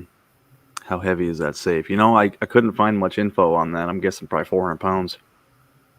But yeah, I tried looking up to see how much it weighed, and they didn't really have a whole lot of specifications on it. It could be about 350. A hand truck get her done. I think it's exclusive to Tyson's though, because I looked at Fortress's website. It's not on there. Bastards won't ship. No, they won't. Yep. Okay. Well, that's a semi truck drop off, Mm-hmm. and that's expensive. Well, shit, I've got one. There's one right over in DeWitt, which is like 15 minutes away from me. It's not a big deal. I just getting it up into the back of a truck is a pain in the ass and getting them down. I could borrow the service truck, the box truck from work. That's got a lift gate on it. That'd be cool. Then you'd have to buy two. Okay, Yep. Closest one to me is 1434. It's 1,400 1,400 miles. Yeah. That's quite a haul. Yeah. What's the name of the store again? It's a turkey. Sounds like a turkey company. Tyson's. Yeah, kind of like the meat company. It's spelled Thiesen, I think, or EI, one of the two. At least it's not Butterball. Butterball Farm and Auto. Tyson's what? Supply or sporting goods? What's it called? I don't have the front page of the ad. It's THEISENS.com. Yep.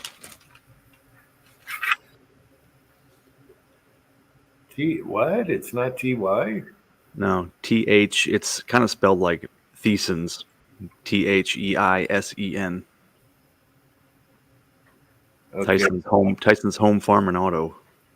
I'm just going to look for a local store here. That's probably too big for what I need. I just need a small. Well, like I said, it's only 30 inches wide. So when they say a 42 gun safe, they only mean a 30 gun safe with 12 handgun pockets on the door. So they call it a 42. Oh, gotcha. Is it Diablo proof? Guns and Water, yeah, only one S though. Yeah, broke loader, nothing. It's Diablo proof, no safe unless it's like a special bank. Oh, he's talking about the blades. Gotcha. Yeah, unless it's got AR 500 or something. As long as it's 3-year-old proof, I'm okay with it. Yeah, the safes are only to keep looky-loos out. Surprised you just don't weld one up. You know, that's a lot of messing around I don't want to do. That'd be awesome with your welds. That'd be awesome. You can Yeah, do I it don't out of aluminum, so it's easy to haul in there. Yeah, Oh, that'd be awesome. I'd be fine until I got to the locking mechanism and the huge 1.5-inch bolts. I tell you what, this is what you do, Tin Man. You want to keep your kids out? Just look on Craigslist for a broken freezer or refrigerator and gut it and put a padlock on it. There you go. Yep, just cut the refrigerant line and let all that freon up in the atmosphere and Yep. let her eat. Let her eat. Yes, Yep. exactly. How dare you? I couldn't find one. Let's see if there's a man. Okay. My dog chased it off, but I don't know. I'm pretty deadly with the 22. I figured, let me just wound these bastards. They won't come around again. Did you find the website, Jim? What's the closest one to you? I couldn't find one here. I searched it that way, and I couldn't find one here. But it sounds damn familiar. I swear. I think it's a Midwest thing. I'm not sure. I swear there was one here. I'll have to look later. Hmm.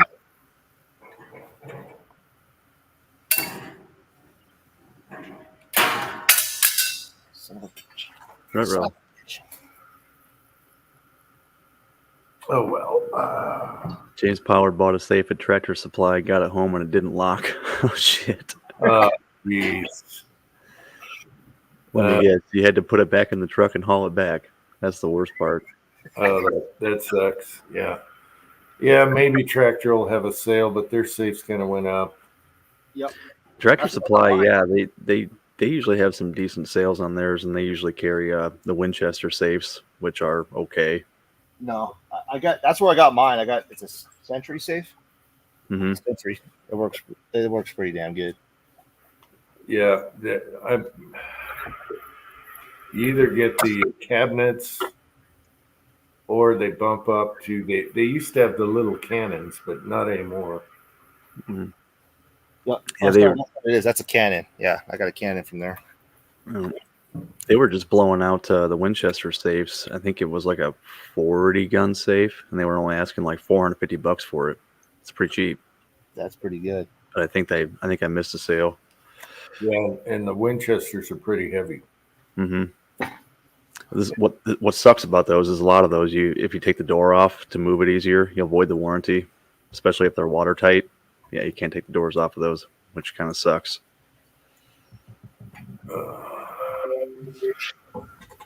Tractor Supply to Winchester. Yeah, see, I thought I saw that.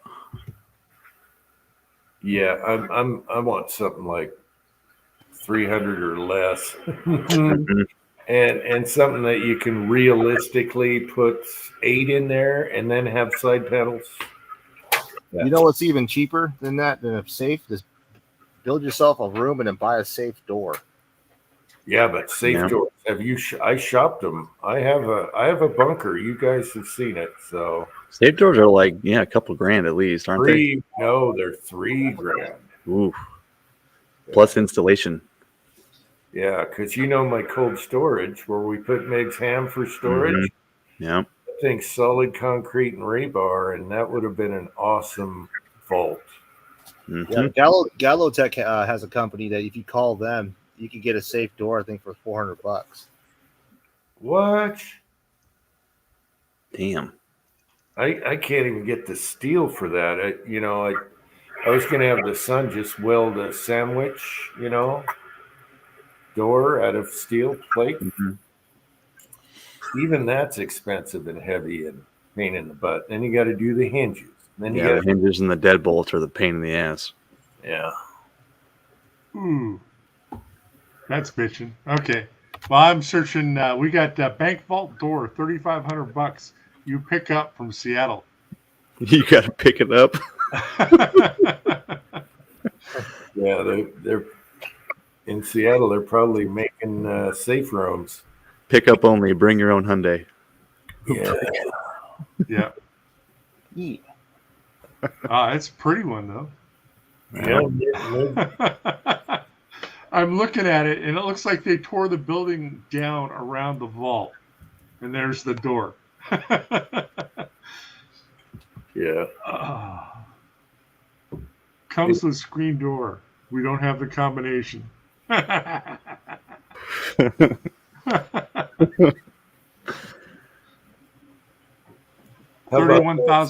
31,000 pounds. Come and get it. Holy shit.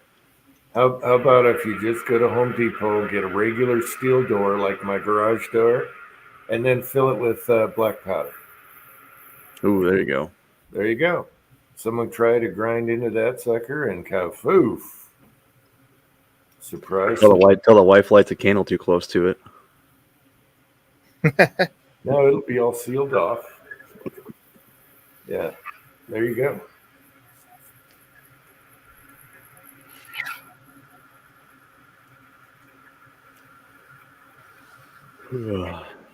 You're better off just hidden compartment anyway. Mm-hmm.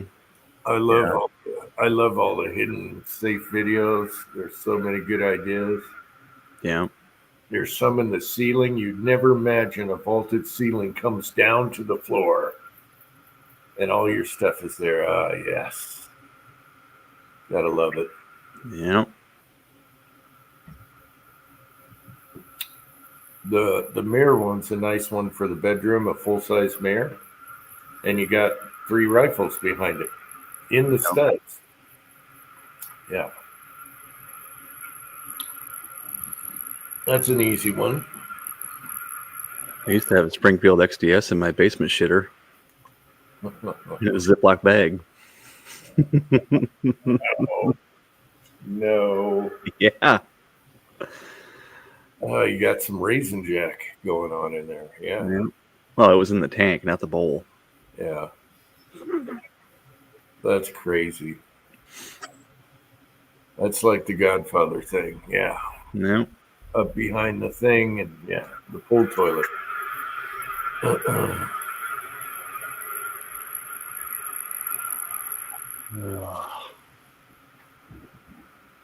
What in the hell? Make a reinforced concrete door. Yeah, that's a good idea because concrete can mess up blades. That's for sure. Yep. Fill it with concrete.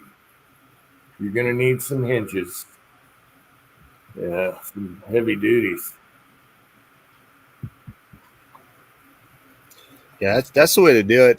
Just that you could buy a Connex box office for fairly cheap.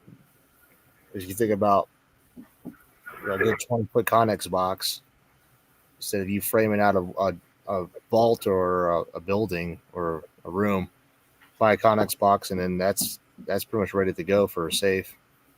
Hmm. So they call them mobile offices. Have you guys seen the 3D printed houses where the Yeah, cement 3D prints they're houses? expensive. Yeah. man. The ones where the cement cracks as it dries. Yeah. I've seen some of those. No thanks. It's pretty trick because you can change the designs on the fly, you know. Mm-hmm. Kyle Lusk is in the side. Hey, Kyle. Lusky. Yeah, I watched one of those videos on YouTube. Then it fed me about 40 of them, so I watched a few. Yeah. William Gangley. Fill the door with glitter. Yeah, William, that'll work every time. You can't get rid of it ever. I'm Speaking of glitter, I was watching this video popped up and it said like 5 ways to win a fight or something, and one of them was throwing stuff in people's eyes. It's like, and it just reminded me of King of the Hill, Pocket Sand, Dale Gribble. Oh yeah, Sand. I remember that episode. That was freaking great. Glitter is nasty. I had a bullet roll under my desk. You know, there's a little crack there, which I've been meaning to. Anyway, I took a pencil and went like that, got the bullet out, and all this glitter came out. The gift that keeps on giving. Mm-hmm. And it won't all sweep up, of course. So you got to look at the reflections on the floor now and then. Mm-hmm. Yeah, I can't get rid of it ever. Willie's laughing at you. Yep. Yep. Yeah. Kyle's off on the side chat. All right. Hi, Kyle. Yep. Kyle. Oh man. Quit yawning. Yeah, what are we doing here? 3.5 hours. I don't know what the allotment is. Gotta look at the calendar. As long as we got enough for next week. Oh no, December is coming. We gotta save minutes there. Yeah, you get reset the 6th. It'll be fine. Yep, you're good. I know, but yeah, I guess so. Mm-hmm. Are we gonna do 2 Christmas chats like we usually do? Oh. You don't look at this. Oh, jeez. I was just thinking that's kind of like a kid with parents that are split up 2 Christmases. Jeez. Well, yeah, I believe we did. Oh, Well, Christmas is on the 25th, Saturday. No, Ooh, that's Christmas Day. no, 23rd Oh, is no, that's Saturday. November. I'm sorry. Whoops. Now the 23rd is the Saturday. And then we can do a New Year's chat the 30th, which I mean that's kind of close. Yeah, we can do that. Yeah, let's do one Christmas. We don't get enough, a lot of people on here anymore, so. All right. I would be on more if I didn't have 2 Rugrats. I kind of threw a wrench in things. I know. No, you're doing God's work. Keep it up. Yep. Time for a third. I know. Yeah. Pat just wants How me to that keep goes. pumping out. Pat just wants me to keep pumping out redheads. Oh, yeah. Yeah, the world would be a better place. That's funny. I got to work tomorrow too. I work 9 to 5 today. Work 9 to 5 tomorrow. With the sinus infection, I don't know if you guys can tell, but I got a little stuffy nose and a little sore throat going on. You got that was going around. Mm-hmm. My son got it, and I'm like, oh, geez, the house is going to get it now. And luckily we didn't. But for 4 or 5 days, we were like, he's got COVID or something. You know, wash your hands. Isolate. Right? Don't come close. Yeah. Did you put your Bubble Boy room back up with the gloves? Yeah. Hand it to me here. Yes. that's funny as hell. Oh, that's hilarious. I got to bring back Bubble Boy. Yeah, you do. I don't think I've done it on the Uncle Jim Classics, have I? Not that I haven't seen that one for a long time. No, that would be on the computer one, Pat, right? The original. Yeah. All right. I'm going to bring back Bubble Boy. Yep. Bubble Boy 2. Bubble Boy Christmas.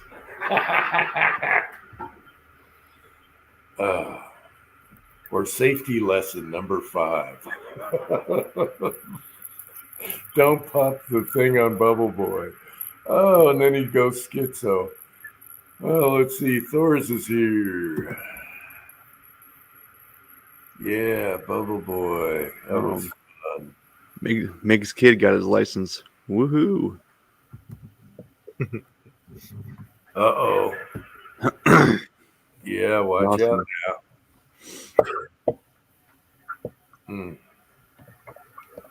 I suggest a big beater car. Just a big beater. Just, yeah. A Toyota Previa, man. No, screw that. He's got a skid steer. Crown Vic, all beat and scratched. Perfect. Toyota Previa. That was a freaking badass little car, van. No, Crown Vic with the cop bumper still on it. Yes. Oh, what was the old Toyota minivan? It's the Previa, as I was saying. Is the old one is Okay. 4-wheel drive and has supercharged. Yep. Dude, he's a mob that sucker around everywhere. Mm-hmm. I can't Hey, even. Thorzax, what's up, man? I can't even visualize what that Privia looks like. It looks like a V-dub kind of. Yeah, they had like a weird arrow-shaped front end, and it was kind of like it was like a bubbly looking van in the back. Those things they are were freaking goofy mob looking. though, man. The 4-wheel drive on those things are just robust as hell. Yeah. I know what you're talking about now. Yeah, they got the funky slanted front windshield. Yep. We had a couple Russian guys work on the house or something, old house, and they were using that as Mhm. a contractor's vehicle. I'm like, what the hell? That's a minivan. That's a mama's van. Oh well. Oh, there's a church up the road from me, the Baptist church, and they got a van for sale. It's a Ford E350. It's got like 6 rows of seating. Oh yeah, fit lots of cool stuff in that. Those Honda Elements are pretty nice. My son, that's what my son's driving. Yep, those things fold down. You can do all kinds of stuff with those. Yeah, they have that rubber floor mat, don't they? Yep. Yeah. Yeah. You're a married man. You need a CTSV wagon. Yeah. Be away. Get a Track Hawk. Probably not in this lifetime. The wife's car is this close to being paid off, and I cannot wait. Yeah, it's the same thing. One less payment. No, You're gonna find spending it on something else though. no. Stuff's gonna pop up. No, it won't. Then Don't say that. the unexpected bills come. Don't yeah. say that. Oh yeah. Yep. I just had like 6 months of unexpected bills after I hurt my back.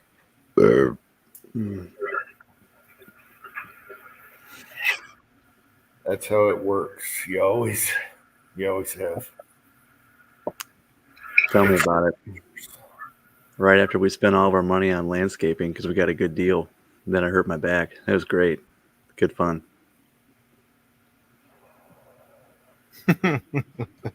James. Yeah. Tin Man's going to be the soccer mom van. Don't say that either. Ugh. Oh, gosh. Just do it in style, man. My buddy, my best friend's got 3 kids, and you can tell he's got 3 kids. That's what I said. I see these people, that sit there and you have all these crazy Instagram and are showing all how their house is all museum like. I'm like, you assholes don't even know what 3 kids does to your home. Yep. So I can't have nice things.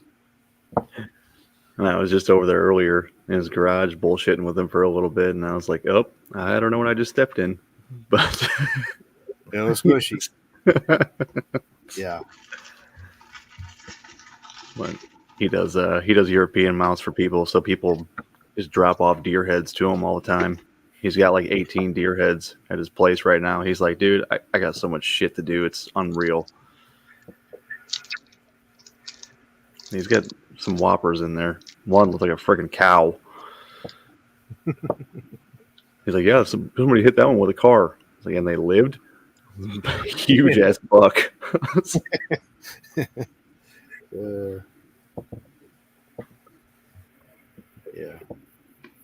Yeah, what would be a good first car? That's coming up for me too.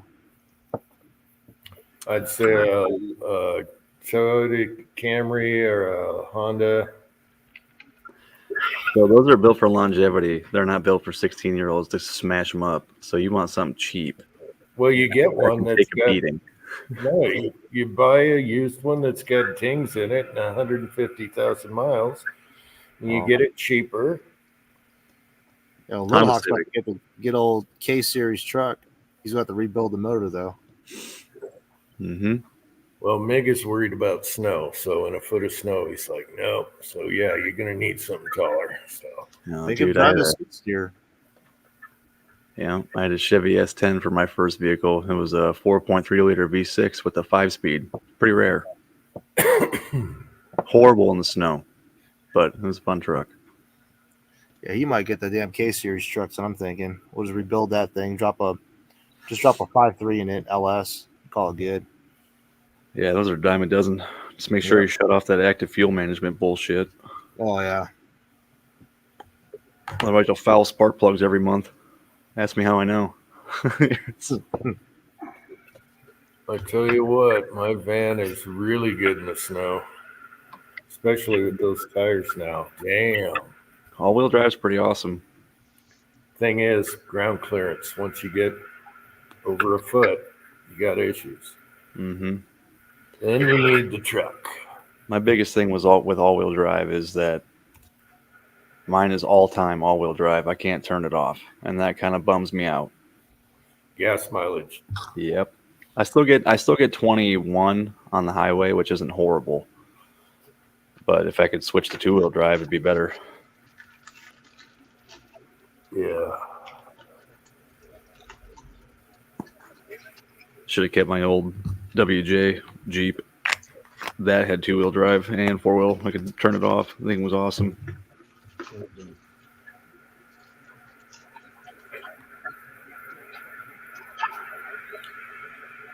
Yeah, I like the old sticks that you throw it into four-wheel on the fly.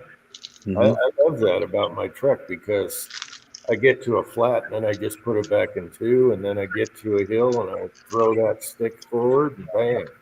You have automatic locking hubs on yours, or the Yeah, manual? so you got manual locking hubs on it though, right? I got manual hubs and two stick shifts. So do you just keep them locked up, or? No, in the wintertime when it snows, I'll go out and flip them. Mm.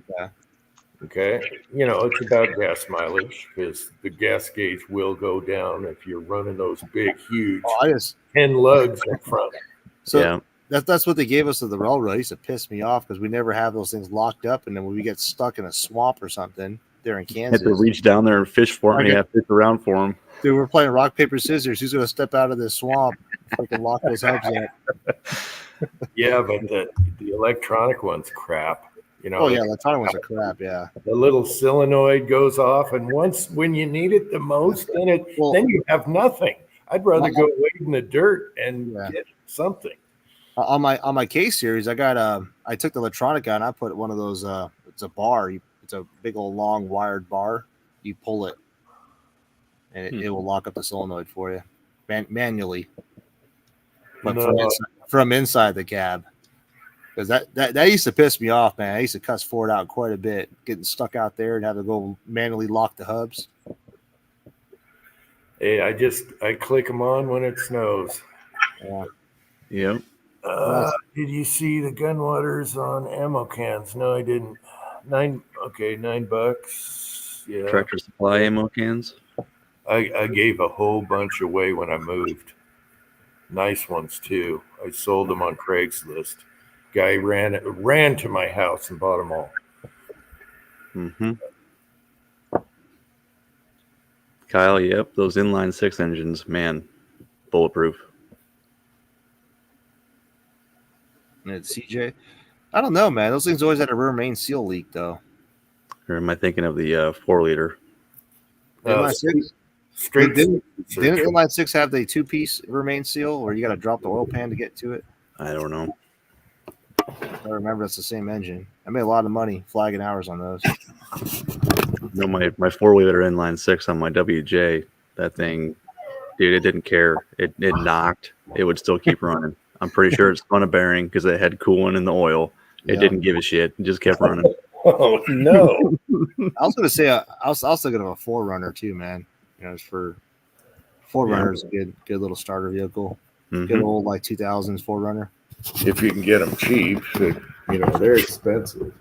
The 2000s 4Runner should be around $2 to $3 grand, I think. What's the expensive ones? It's he's got the old 3400 motor, V6. Yeah. Nissan hardbody or a Datsun pickup. There you go. Yeah, D21 Nissan pickup. Yeah. I had a Nissan hardbody and the computer was messed up. and the body isn't hard at all. No. You can go like this to it and put dents in it. It's not. Why did they call it the hard body? I don't know. I had a gray one with the light racks and everything on it, 4-wheel drive. Were those a body on frame or were they a unibody? They're a body on frame. So yeah, why the hell they call them a hard body then? What were they? I think that was just a nickname. Late Yeah. 80s. I think it was late 80s or 90s, early 90s. The one I had. It was a D21. That was the original hard body. Then it became the Frontier. Mm-hmm. So, Dude, I had the hard body, and it was a nice square, really nice looking. I remember the one that I had. It was the old iron block where you had 2 spark plugs per cylinder. Oh, yeah, I didn't have that. I think mine was a 4-cylinder. It was still a 4-cylinder, but it was 2 spark plugs per cylinder. Yeah, I can't remember, but the computer crapped on it, and L24 motor, I think is what it's called. it would not idle right after that computer went. Yep, that had the throttle body injection, dude. I did some crazy stuff on that. I took the throttle body injection and put a NOS system in it, nitrous wet shot, and then I welded a differential. I made a drifting D21 hard body. nice. Yeah. Speaking of Frontiers, the brand new Frontiers, the Pro 4Xs, are some great looking trucks, dude. Let me check it out. I haven't heard anything good about Nissan lately. The Frontiers were really solid from like 2012 until 2021. Oh yeah. Oh, it looks like a Chevy Colorado, but a little bit better. They're cool looking trucks. Like if I won the lottery, I'd probably just buy one of those. I don't even care. You know what's Sweet. sad, man? These trucks nowadays, these Nissan Frontiers and stuff, or these new Tacomas, they're the same size as my freaking Chevy truck out there now. Yeah. So what used to be a full size pickup is now what these Tacomas and Frontiers are. Yeah, and the Silverados, like the 1500s, are freaking huge, and Yeah. they put 4-cylinder turbocharged engines in them. And they still get 22 miles a gallon. It's like, what the hell's the point? Yeah. I was considering the 3.0 diesel. Yeah, those would be solid. They get really good gas mileage, man. Mm-hmm. Like 40 miles a gallon for those for a diesel, and you could tow quite a bit still. Mm-hmm. And they got a HP Tuners has a program where it deletes the diesel exhaust fluid and unlocks quite a bit of power for you. Mm-hmm. It won't void your warranty. You just flip the switch and put it back to the factory. Yep. All done by software. I think diesel gets a little sketchy around here when it gets to -10. Oh yeah. Hey, it does look pretty sweet. Damn, the Pro 4X does. Yeah, I love those Frontiers, man. yeah, it's not a bad looking truck, man. They have the Pro 4Xs supposedly have what they call zero gravity seats. Pretty comfy seats in those. Never sat in one, probably never will, but They need to put the damn Cummins engine in it. mm-hmm. They do that, they got a winner.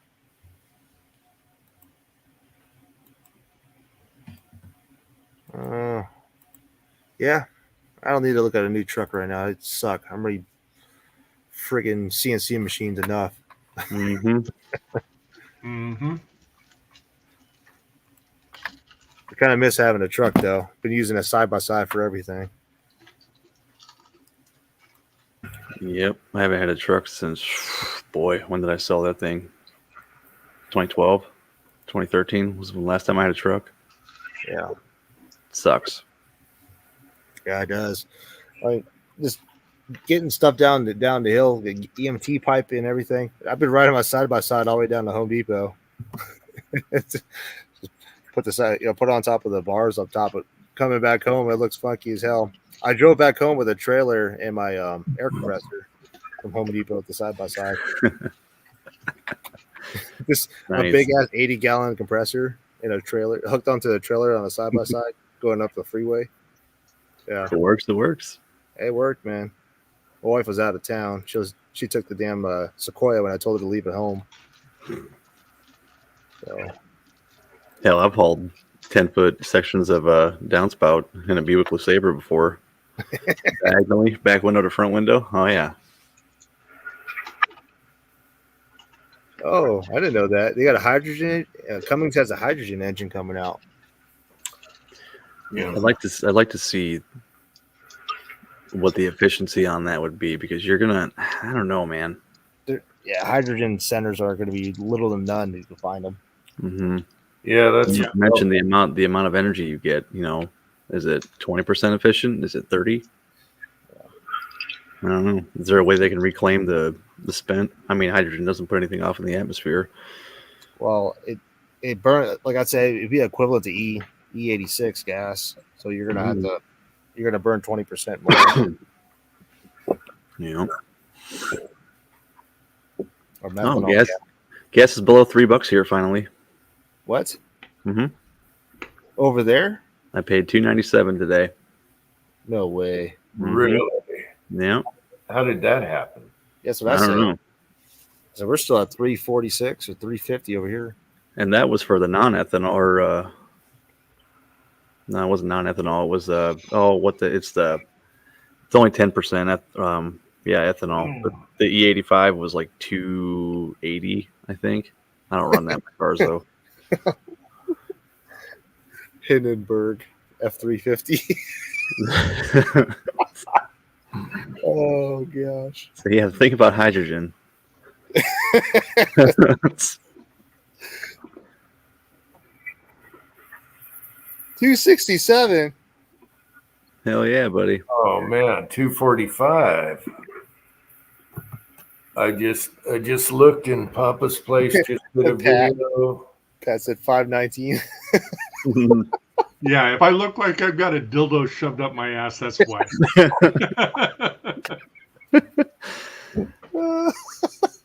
Let's see. James Puller just did a video tonight, and Papa's Place.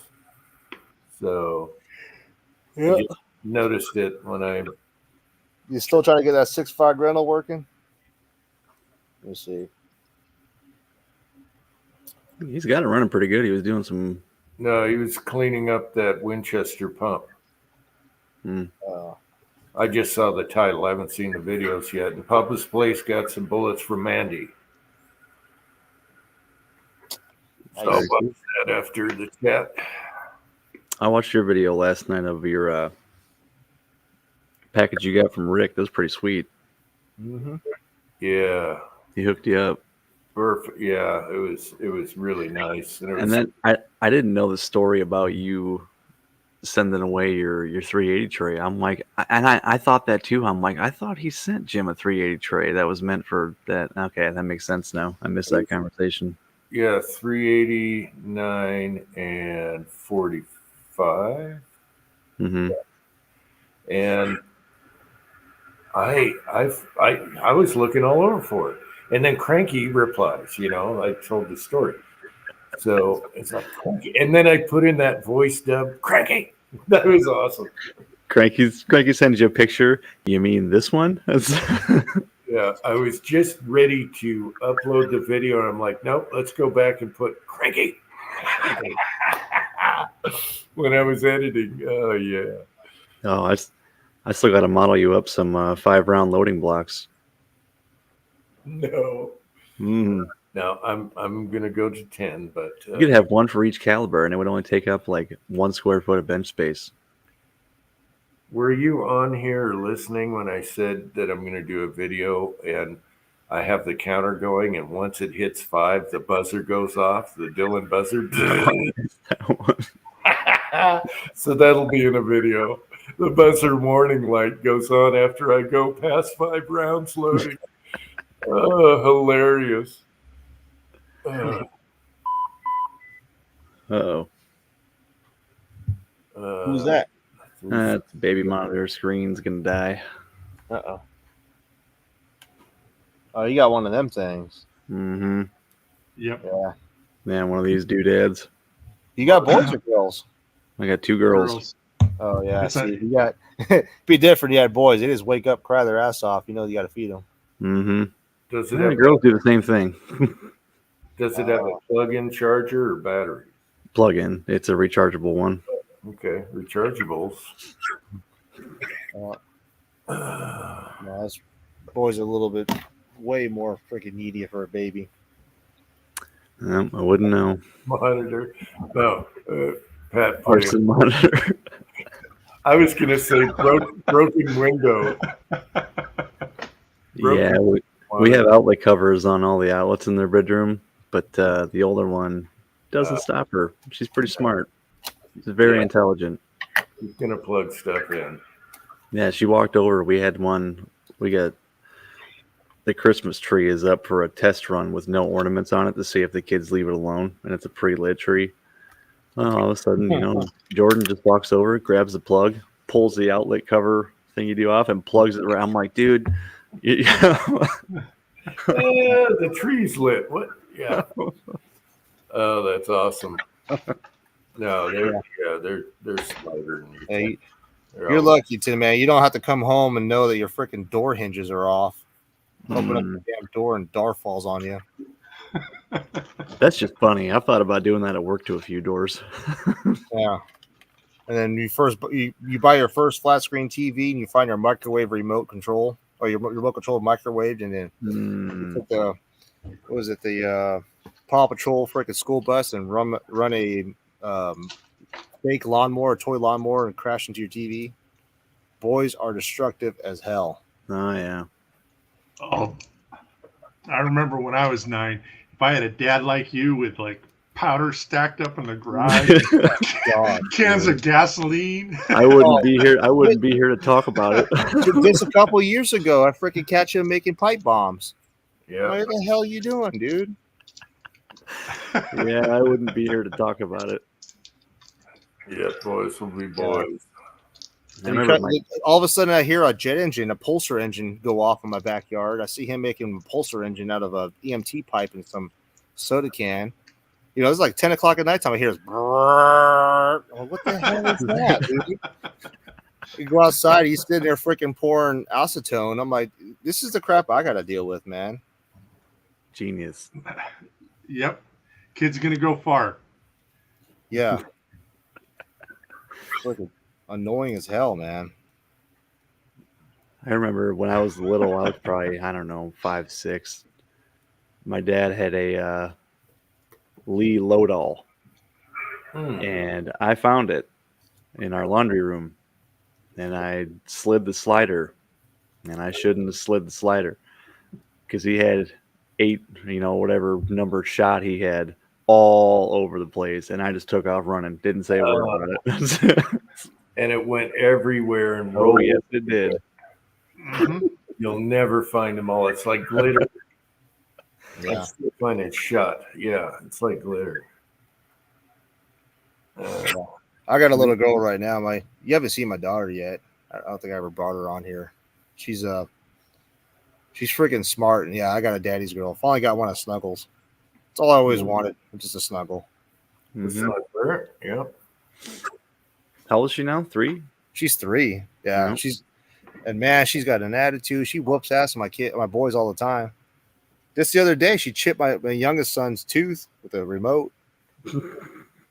Hell yeah. She straight up just clocked him. He's sitting there making fun of her. She grabbed the remote, just all quiet, walked over to him, and just popped him right in his mouth with it. I said, whoop. Slowly she turns, step by step. Yeah. That was a joke from the last chat. All right. Mm-hmm. By the way, FB what? Yeah. I like having a girl, though. They're pretty cool. I get the FJB, yes. Okay. Yeah, last thing I need, Jag, is a damn cannon for my kids. My neighbors would be calling the cops on me. They already called the cops on me. It's just calcium carbide. No big deal. Yeah. Yeah. They sell it in a toothpaste tube on Amazon. It can't be that dangerous. Besides, you're an SOT. It's perfectly legal no matter what Dude, the cops come what over they shoot here. out of it. They already know. We have fresh Organians that moved here. They don't know anything about freedom. So, yeah, You come here. Hey, what are you up to again? It's pretty sad when the cops know you by name. They just walk up and then want to check out your guns. Yeah. Mhm. What are you shooting today? I'm not shooting nothing.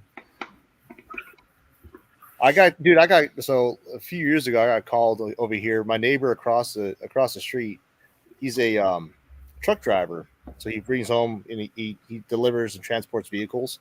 Well, he brought home this drag race truck and it had a 2-step turbo in it.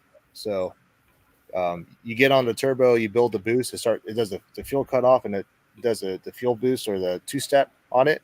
So it sounds like a full auto. Guess who gets called or guess who blamed? Yeah, I'm just sitting there, just came back from working the railroad, like a 10-hour shift, and late at night, they called and come to the front door. Hey, you shooting a full auto? What the hell? No, I wish. Yeah, You not got yet. one? You got one, officer? Let's go have some fun. You want to do some plinking? Yeah.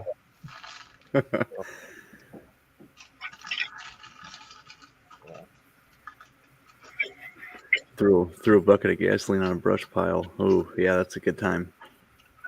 Yeah, we've all done that. And pushed it to the limits. You always think you're going to be fast enough, and you almost never are. No. Yeah. When you feel the singe on everything on your body, yes. Yep. Yeah. When you're playing with those M80s and that one fuse snapped off, so you take one, you cut it in half. Now you're like really sketchy to light one. Try to throw it before it blows your hand off. Yeah. Oh yeah. I was burning my brush pile and my neighbor was out back.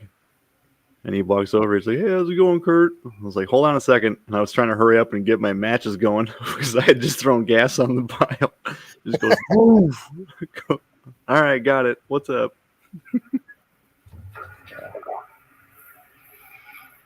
All right, let's cut her off at 4 hours. Okay, so 4 minutes.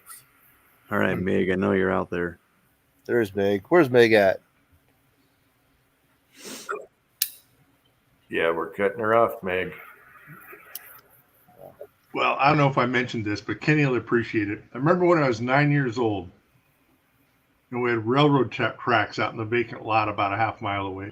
We went out there in the morning, and we spent probably 4 hours banging on the railroad lock with rocks to get the switch and flick the switch over into the junkyard that was off the siding there. Oh no! And then we found that it had a derailleur, so we flipped the derailleur on it too. If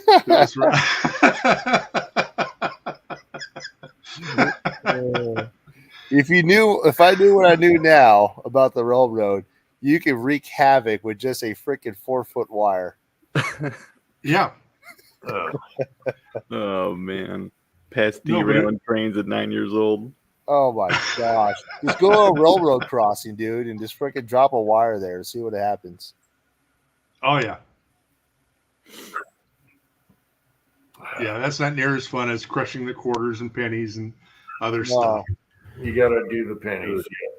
I saw a train derailment right at Riverfront when I was probably, 12, 13. My older sister was at the pool, and my grandpa and I went to go pick her up. And we're sitting there in the van, and all of a sudden we just hear this ruckus. And we felt the ground moving. And I look over, and there's like 4 train cars on their sides just sliding across the ground. I'm like, holy shit. So I go. How it's supposed to work.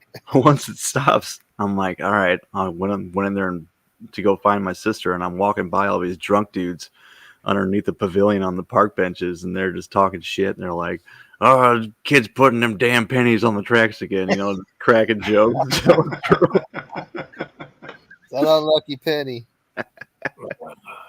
Yeah. Yep. You know what's funny about the railroad? Everybody always asks, how did they come up with that measurement on the spacing between the rails, right? You know what it was? It's the distance between 2 horses' assholes. Legitly. That's how they came up. What? Yes. Side by side, when horses are walking, the distance between the rails Oh, gotcha. spacing is 2 horses' assholes. I'm gonna start using that as a unit of measurement at work. That's literally the unit of measurement they came up with. It's Is stuck that, since then. is that where the term half past a horse's ass, or is that a monkey's ass? Monkey's There ass. was a term they came up Monkey's with. ass and quarter to his balls. Yeah, that's literally how they got the measurement. It's stuck since Yeah. then. You had to go there, Tin Man. Yes, I'll say it. I'm not scared. I know. All those things. Okay, side chat. Love you all. Thanks for coming on here, and you guys for coming on here. And we're going to be 2 days after Thanksgiving, so we'll see you when you're nice and fat and sleepy. And don't forget the dolls. What is that? The doll. Oh, you missed it. They Live. I remember you talking about that movie. Oh, you haven't seen the movie yet still? Uh-uh. Ah. Let's go check that one out. Oh, I saw that other one, Pat, and you didn't reply to the text. I said the kid got a blunderbuss. Oh, yeah. Yep. It Was that wasn't a bad Jason? movie, was it? No, it wasn't bad at all. I thought it'd be a little more weird because you recommended it. Uh-huh. And when I saw the kid find the blacksmith's blunderbuss, I started laughing. I was like, okay. And then they lit the hills on fire with the gunpowder, and oh yeah. So Hippa says, "Hey Hippa," he says, "Great movie." All right. Okay, side chat. Love you guys, and we'll see you next week. Thanks, everyone. Any last words?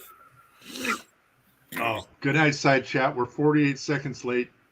Good night, side chat. Good night. All right. Good night, everybody. And thanks a lot. We'll see you 2 days after Turkey Day or Thanksgiving. All right. And until next